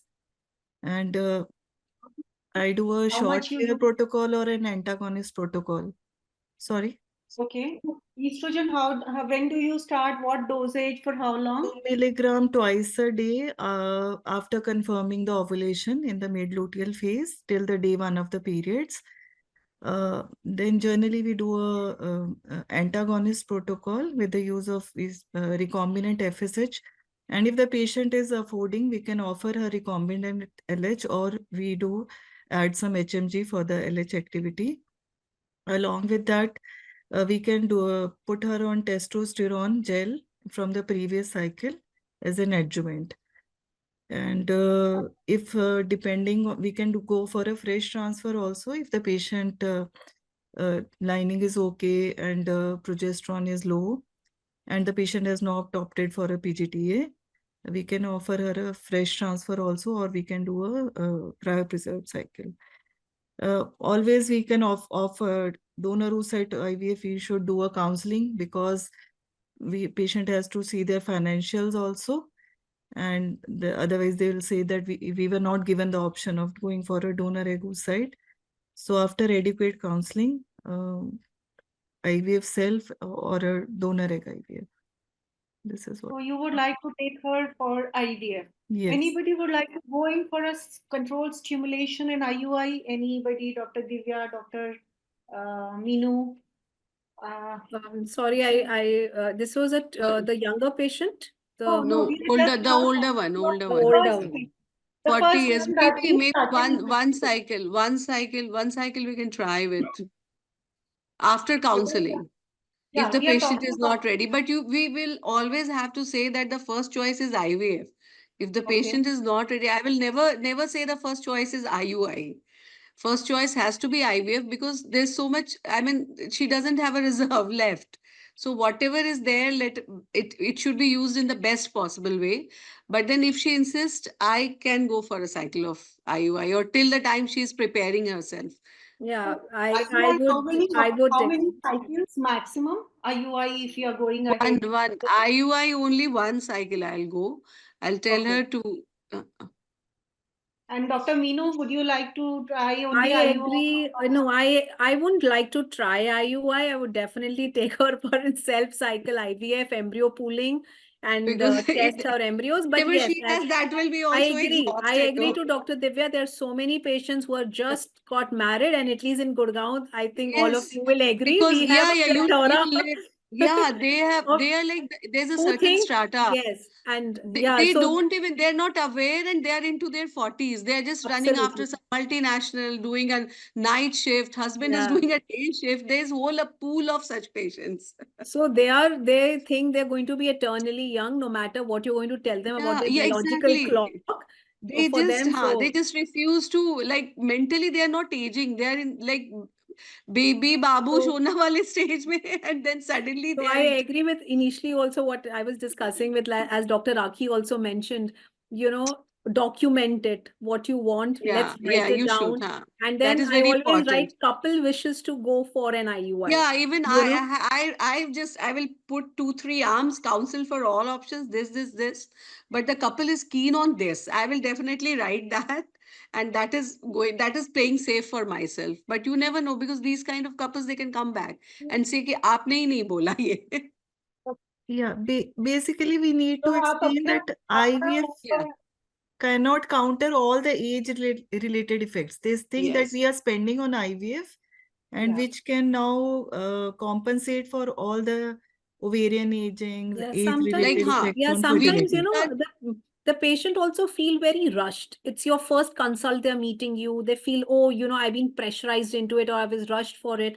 So it's very important they come for counseling. Exactly the tubal testing. They feel like they're very rushed towards. If they're feeling rushy, I would not like to push them. I like to take them Yeah. little slowly and steadily. Yeah, They make we their have to mind go and slow with them. yeah, Yeah. yeah. You always want to keep your pallada bhari and you'll say, "मैंने तो दोनों चीज बोली थी, whatever you decide, okay? Yes. Dr. Divya, now, would you like to try adjuvants, which all ma'am has spoken about so many? So Yes, she has literally covered everything. we But my focus on favorite one is DHEA. DHEA, definitely I like to go with DHEA.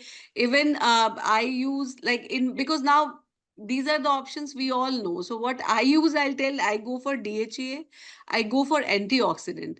And there's right. a combination of DHEA, CoQ10, melatonin. It's a brand like Ovaris. So I always give for maybe 4 weeks, or I will start as soon as they come to you, so that if there is, because we know these are not going to increase the AFC or increase the AMH. It's only the sensitivity to hormones, or only the little part they play in folliculogenesis. So that is the benefit we will get out of them. So I start them whenever I start. If they're coming in the prior cycle, then 4 weeks definitely yes. And I stop DHEA and all the moment the patient ovulates. I document the ovulation on my scan. I will stop from that day. So that is how I give.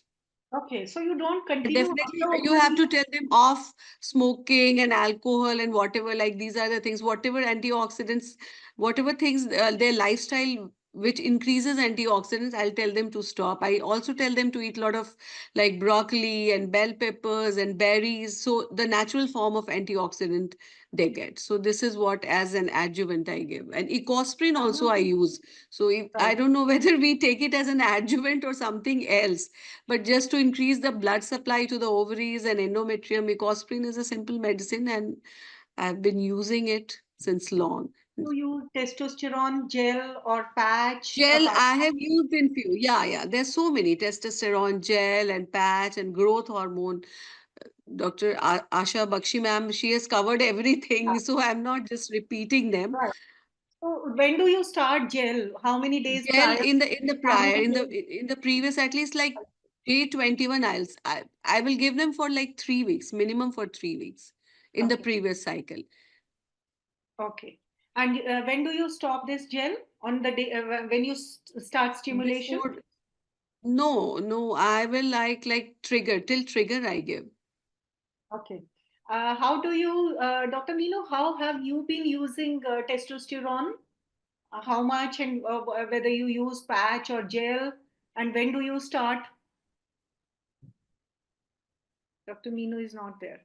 So the DHEAs, testosterone, all these, they improve the follicular sensitivity, Genesis, yeah. the receptors to FSH Hmm. and Basically, insulin IGF-1, they are one. like, Right, they increase the concentration of IGF-1, which in one. turn helps in folliculogenesis. So that is the mechanism of action, proposed mechanism of action. However, ESHRE, like of all the RCTs and multicentric studies, they don't prove any benefit out of them. Because some Right. studies they say they are working, some studies they say they don't. So there's no conclusive study to say that we should use them. But still, these are the only tools with us. So we use it often. We end up using them often. Yeah.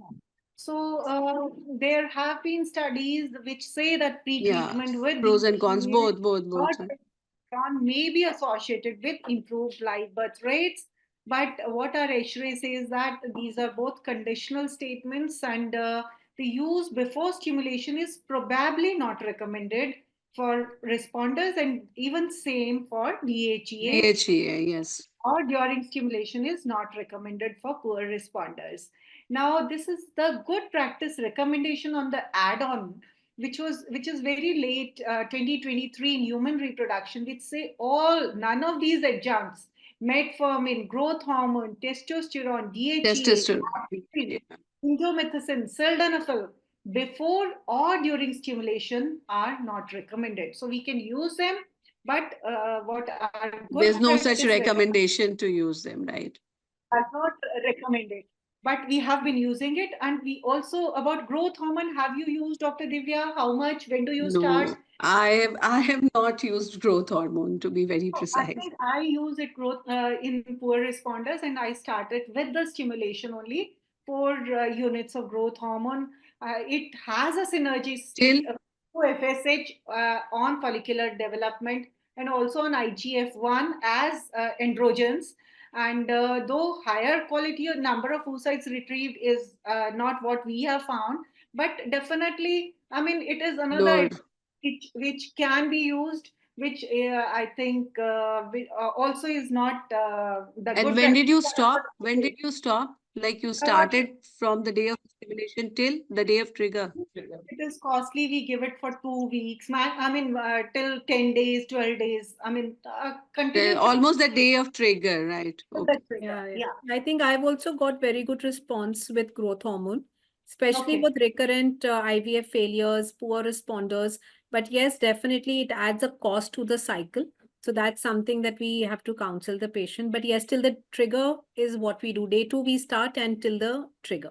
Trigger Right. till the day of Yeah. trigger. Yes, till the And the coenzyme Q10 is something which we all love and which we all Yeah, give. loved. We So how? fans. Yeah. So how do we give? Or how does it affect? Does it affect And for how long we should give it? It's for oxidative stress. Okay. So it CoQ is actually has been recommended as a mitochondrial activator, basically, right, and it right. decreases the apoptosis, and it is recommended for at least for 3 months before your stimulation cycle, which is a very long duration actually. Would a patient wait for 3 months, especially a poor ovarian reserve? So we actually tend to start it as soon as the patient visits us. And if the patient is willing to take it for that longer duration, it's fine. Otherwise, we just let it continue throughout the stimulation till the day of the trigger. Right, exactly. So we can start the patient on CoQ As and soon as all the this patient comes. concoction, Yes. aspirin or whatever, this folic acid and DHEAS, the day she walks into your consulting, and OPD. it can continue till the time we have started her induction and things like that. So CoQ10 is something which does improve, does supplementation. This was a review and meta-analysis of a RCT, and it did say that it may increase the birth rate, the pregnancy rate when Pregnancy rate. placebo in women without an effect on the live birth rate. So the role of antioxidants, all these antioxidants, CoQ, vitamin E, vitamin D also we should, if Melatonin. there are deficiencies, melatonin 3 mg per day, lycopenes, amino acids. So all these, the Cochrane, what it says is that there was low to very low quality evidence to show that taking an antioxidant may benefit these women. So antioxidant is not recommended actually by them. Now Dr. Preeti is not there, so we can just quickly go about this. The ovulation induction in these cases, what all would you use, and how many cycles, and how do you stimulate them? So this is, I think, for a patient who is not agreeing to go for IVF, I suppose. So we can give her clomiphene or letrozole or extended letrozole step up, where we increase the dosage 2.5, 5, 7.5, and 10, and also add FSH and HMG along with the follicular monitoring, and then trigger, though the chance of success is very less, and we do it Less only than for, 10%. yes, up to 2 cycles only. Now, role of IUI and how many IUIs, it may be combined with ovulation induction in this subset to maximize the chance of conception without compromising on time, though success rate is around 15 to 20% per cycle, which should be explained, and it should be given only for 2 cycles only. Now, when should we refer these patients for IVF, and what is the, depending on her age, if she is more than 37, if her AMH is less, then 1, if she has been married for more than 2 years, if ovulation induction IUI has been tried and it has failed, or if we have another factors, if there are abnormal semen factors, or there's a unilateral tubal block, then in all these, when if there any of these factors are accompanying, then it should be a IVF that needs to be considered. Now, Dr. Shilpa, how do you stimulate them? These we are talking of Posidion group 3 and 4. How do you stimulate them? Whether you go for a natural cycle, which stimulation protocol, and what would be your choice of gonadotropins in these? The Poseidon actually recommends the long GnRH agonist protocol, but what I clinically use is an antagonist protocol. I use HMG because I do need LH activity here, and I combine clomiphene citrate 100 mg with 300 units of HMG. And what I do at start is that I usually sit with my patients and I tell them that, see, we are going to start this. And after 5 days of stimulation, we are going to see how many follicles we are recruiting. Is it corresponding to the AFC antral follicle count that we are seeing or not? And then we take a decision of whether we are going forward or not. Also, we also at the start itself talk about a dual stimulation and a need for it if it is needed. Suppose if the retrievals are less than 3 oocytes, then we practically make them understand that dual stimulation is something that would be recommended for them. Okay. So at what gonadotropin you use HMG or you use recombinant FSH and then add HMG or recombinant LH? See, you usually start with, we talk to the patient about the cost. If the cost is a limiting factor, then we start with HMG only and we continue with the HMG only. But if cost is not a limiting factor, then we may start with RFSH with a little activity of LH. We would add HMG 150 extra into it. So we would start with 150 of REC with 150 of HMG. And after 5 days of stimulation, we convert to HMG completely. That is how we proceed actually here. Right. So now that is good. Actually, you're telling your practical what you do. That is what we all want to share each other way It's of. recombinant LH, yeah.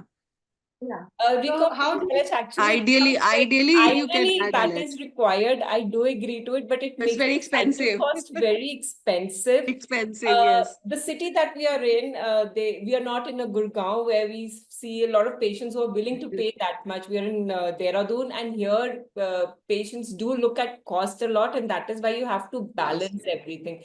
Though yes, REC LH with the REC FSH is the best protocol to use for this patient group.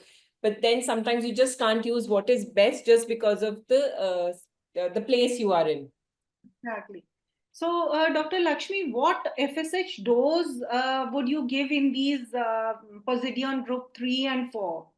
Because they First have of all, I completely agree with Dr. Shilpa that this is what we normally they say that recombinant FSH 300 or higher dose of, but then of course it is very costly to the patient, and then patient will not be able to afford so much of recombinant FSH. So in my practice also, I give the same way that I add recombinant FSH along with the HMG initially, and then convert into the, but though I start with a higher dose.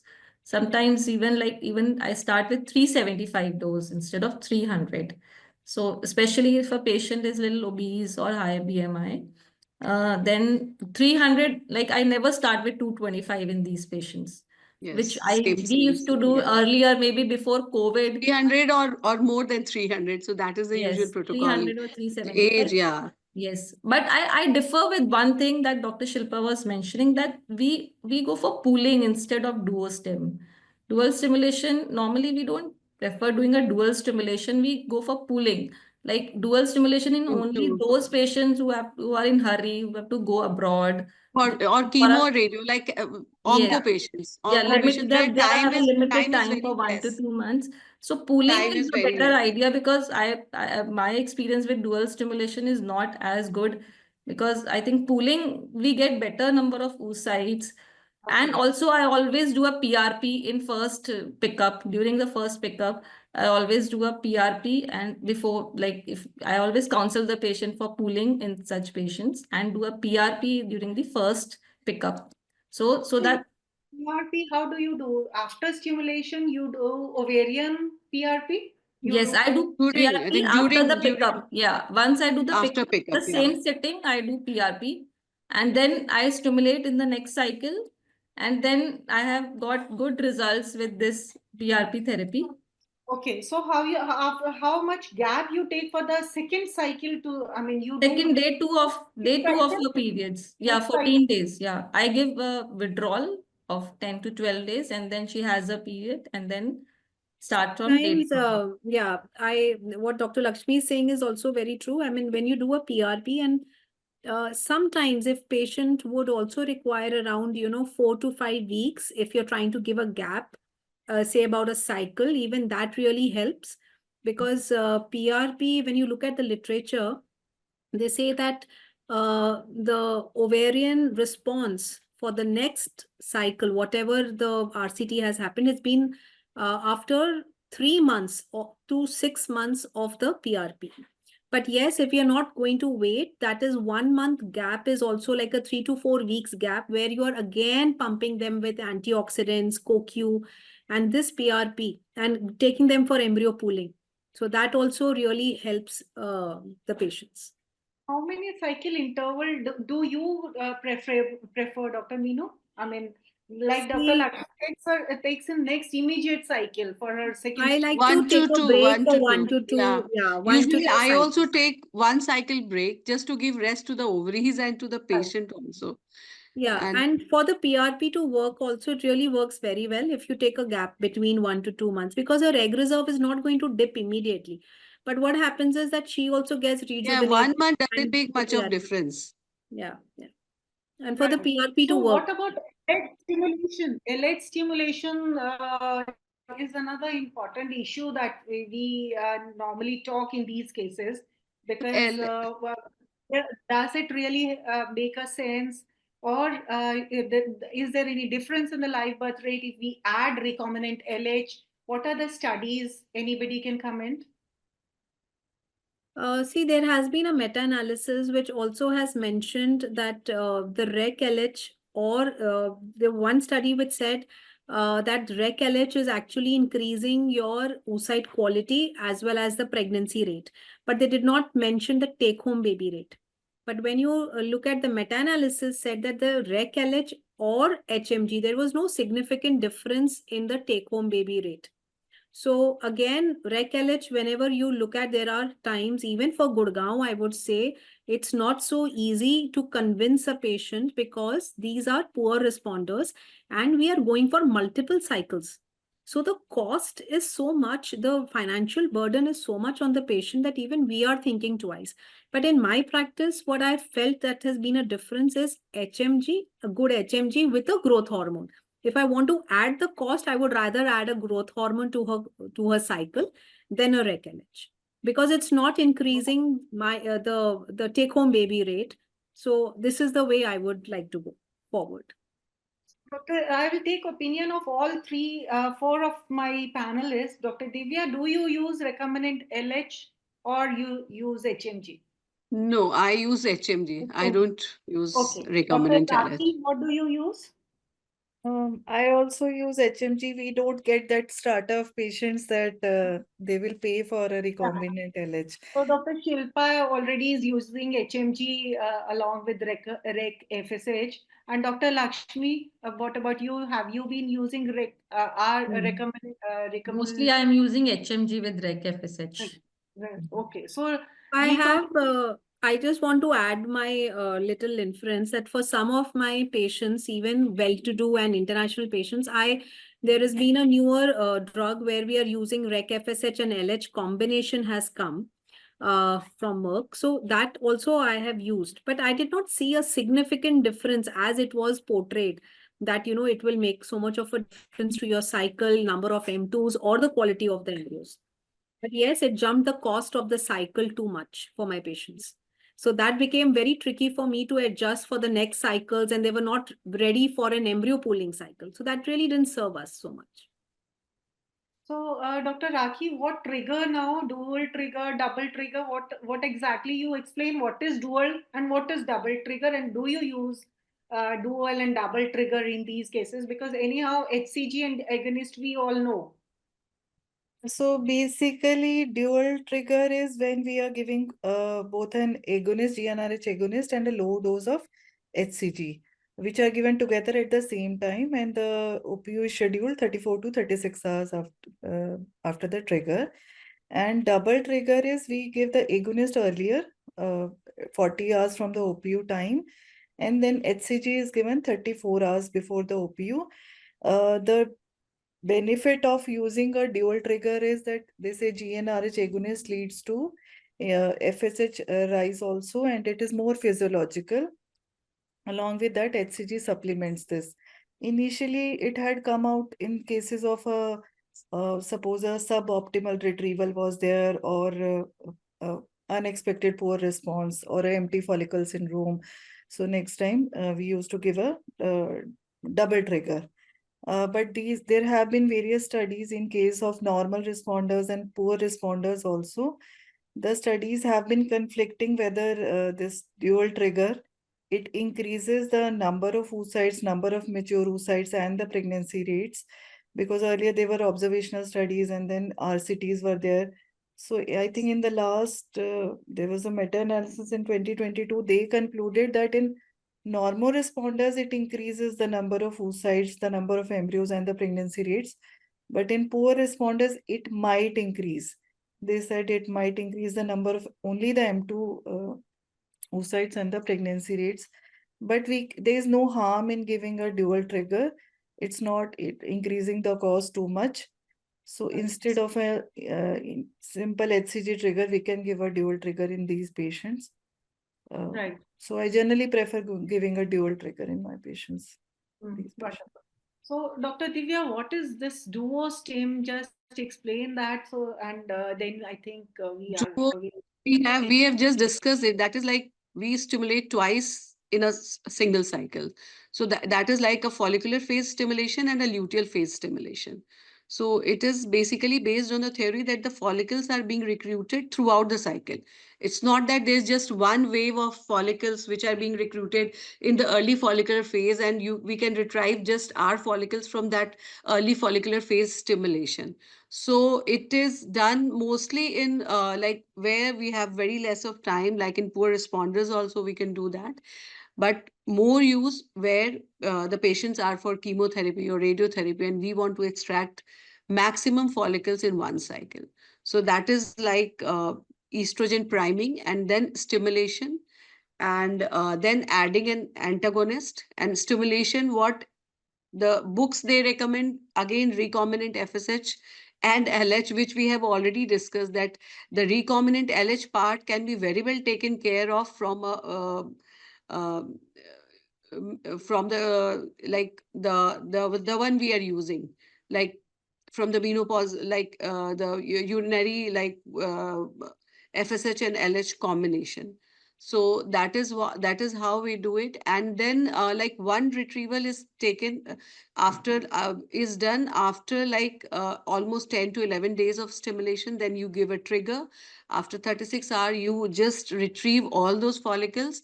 And then there is a gap of 4 to 5 days. And then you can immediately start the next stimulation. So that ways in a span of like 28 to 30 days, you can get 2 oocyte retrieval and you can pool all those oocytes for later use.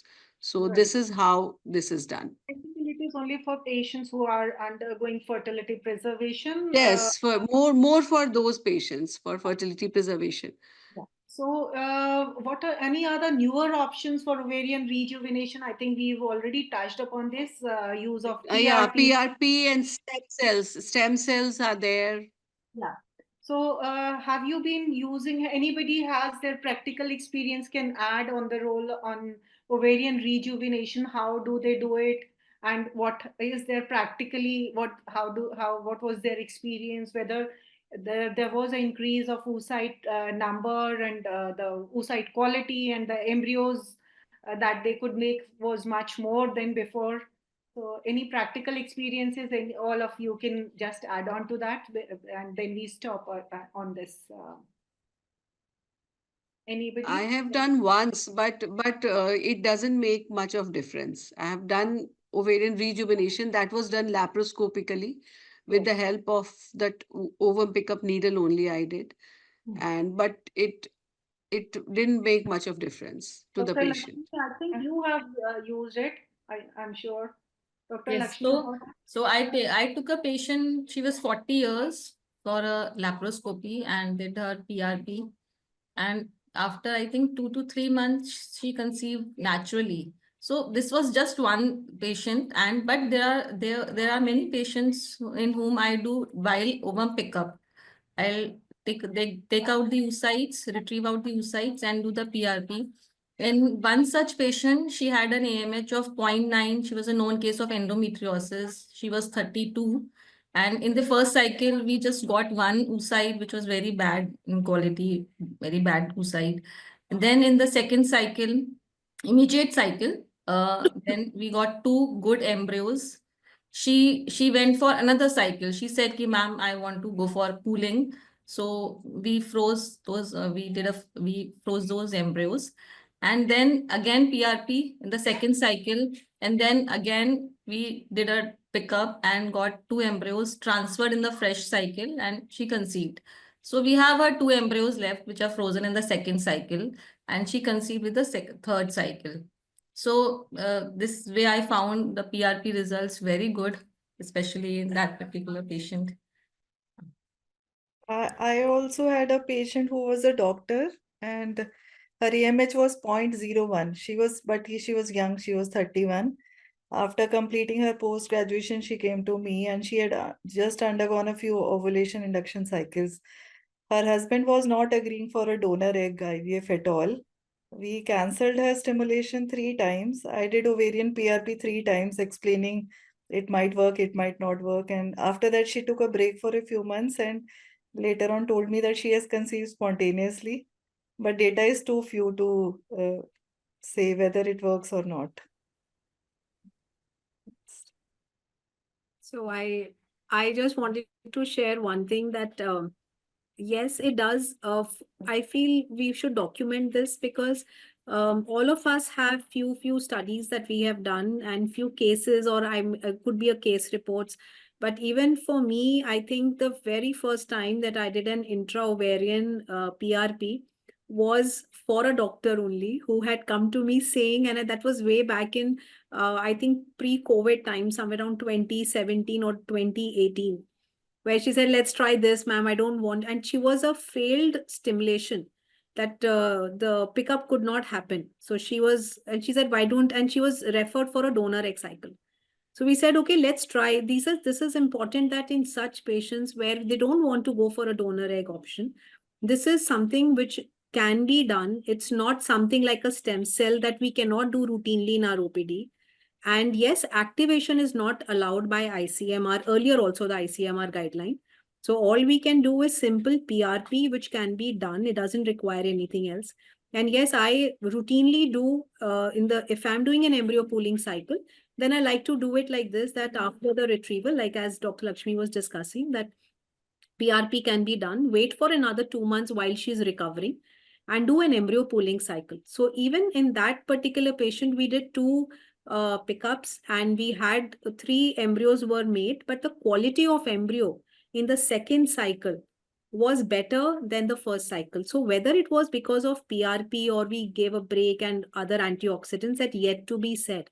But yes, we did get, and at the end of the day, we got a baby home. So I think for such patients, this definitely has a place and a role in our clinical settings. Yeah. So, Dr. Shilpa, have you, I think you find any comments from you? Otherwise, we call it a day. We did try PRP in a couple of patients, but actually we never saw any response. I mean, I didn't get any good response, so I have stopped using PRP now. So I am not a proponent or a supporter of PRP, to be honest. So that is why I like to not comment, Right. because I have not seen any good response. Yeah, it is experimental. But people who are happy with it are super happy with it. Correct. Because we also heard Dr. Naina Patel. Dr. Naina Patel's talk we had, I think, 2 months back on the same platform, and about the ovarian rejuvenation that she spoke, and about even the thin endometrium and the way stem cells that she has been using, and even putting into the uterine vessels, those micro Spiral arterioles into the spiral arterioles in the thin endometrium. So it has been, she has a good number of cases, and she has shown that the results are there, and the patients have conceived even with thin endometrium and POR patients. So we have to, I think, though it is experimental, it may have a role. Thank you so much, my expert, Dr. Meenu, Dr.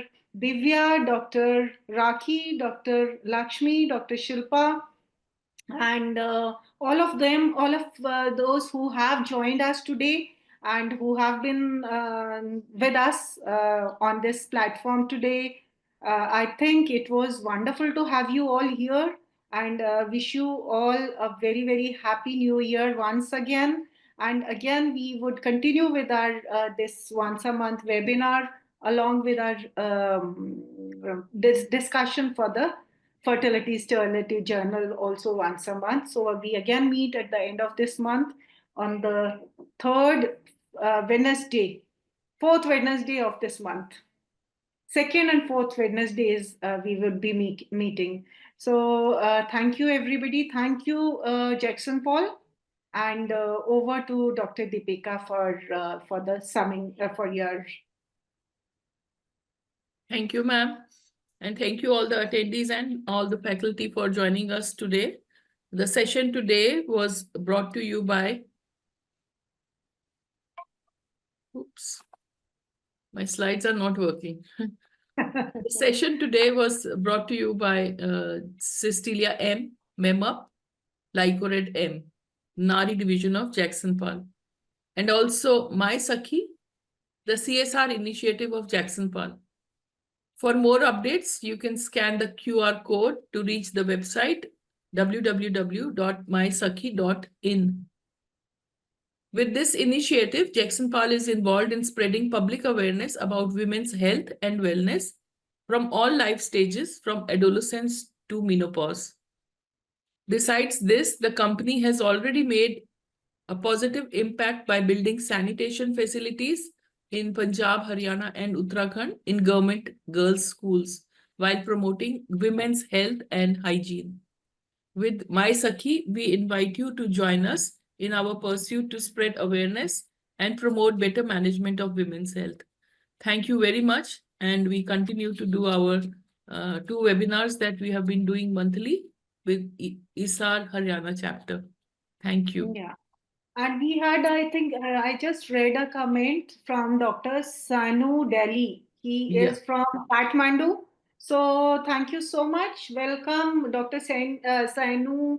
I'm not pronouncing your Ma'am, name. it is Dr. Sanu Dali. She has been a very regular attendee in Jagsonpal, webinars. She's a very senior doctor from Kathmandu. Thank you so much, Dr. Sanu, for being there with us, and hope to see you in NISOG International Conference March. So it is in, I think, Nepal conference that you're talking of. Please share the brochure. We can put it. Yes. Yeah, she's there. Can we have her for a minute? She has raised her hand. Yeah, Dr. Sanu, you can join. You can please. She can speak now. Unmute yourself and just say hi to our Indian friends. Hello, all of you. I have unmuted. Okay, no, you are unmuted now. Yeah. Can we have the video? No. No, ma'am, video is not possible here because I have to first promote her. Let me promote her. Okay. Okay, I'll promote her if, yeah. She's joining in the faculty side, so now she'll be able to put her video on if she's okay with it. Yeah. Oh, wonderful to have you and wonderful to see you, Dr. Sanu. Please unmute yourself now. Yeah, I've unmuted. Yeah. It is so nice, Doti, because I have heard your say so many times during COVID time also. And you had one infertility with a Nepalese candidate. Yes, we had with you. And now this time, I think I will share every time the link with you because I think I'd lost contact with you. So yeah, that's right. Yeah. Now, because then I went to US for a year. That's why I lost the contact. And I will be very happy to welcome you all in Kathmandu. Sure. Ma'am, next time when we have our next webinar, I'll share the link and Dr. Deepika would do that for you. Okay, fine. Thank you. More friends from Nepal joining us on this platform. Okay, thank you so much. I am very, very senior. Last 5 decades I have been practicing. 1979, before you were all born. Thank you so much. We are blessed to have you, and we would love to have you in our future webinars as well. Yeah, it's a great pleasure to learn so many things from you all. Thank you so much. Thank you, everybody. Bye. Thank you so much. Thank you. Bye-bye. Bye. Bye. Good night. Good night.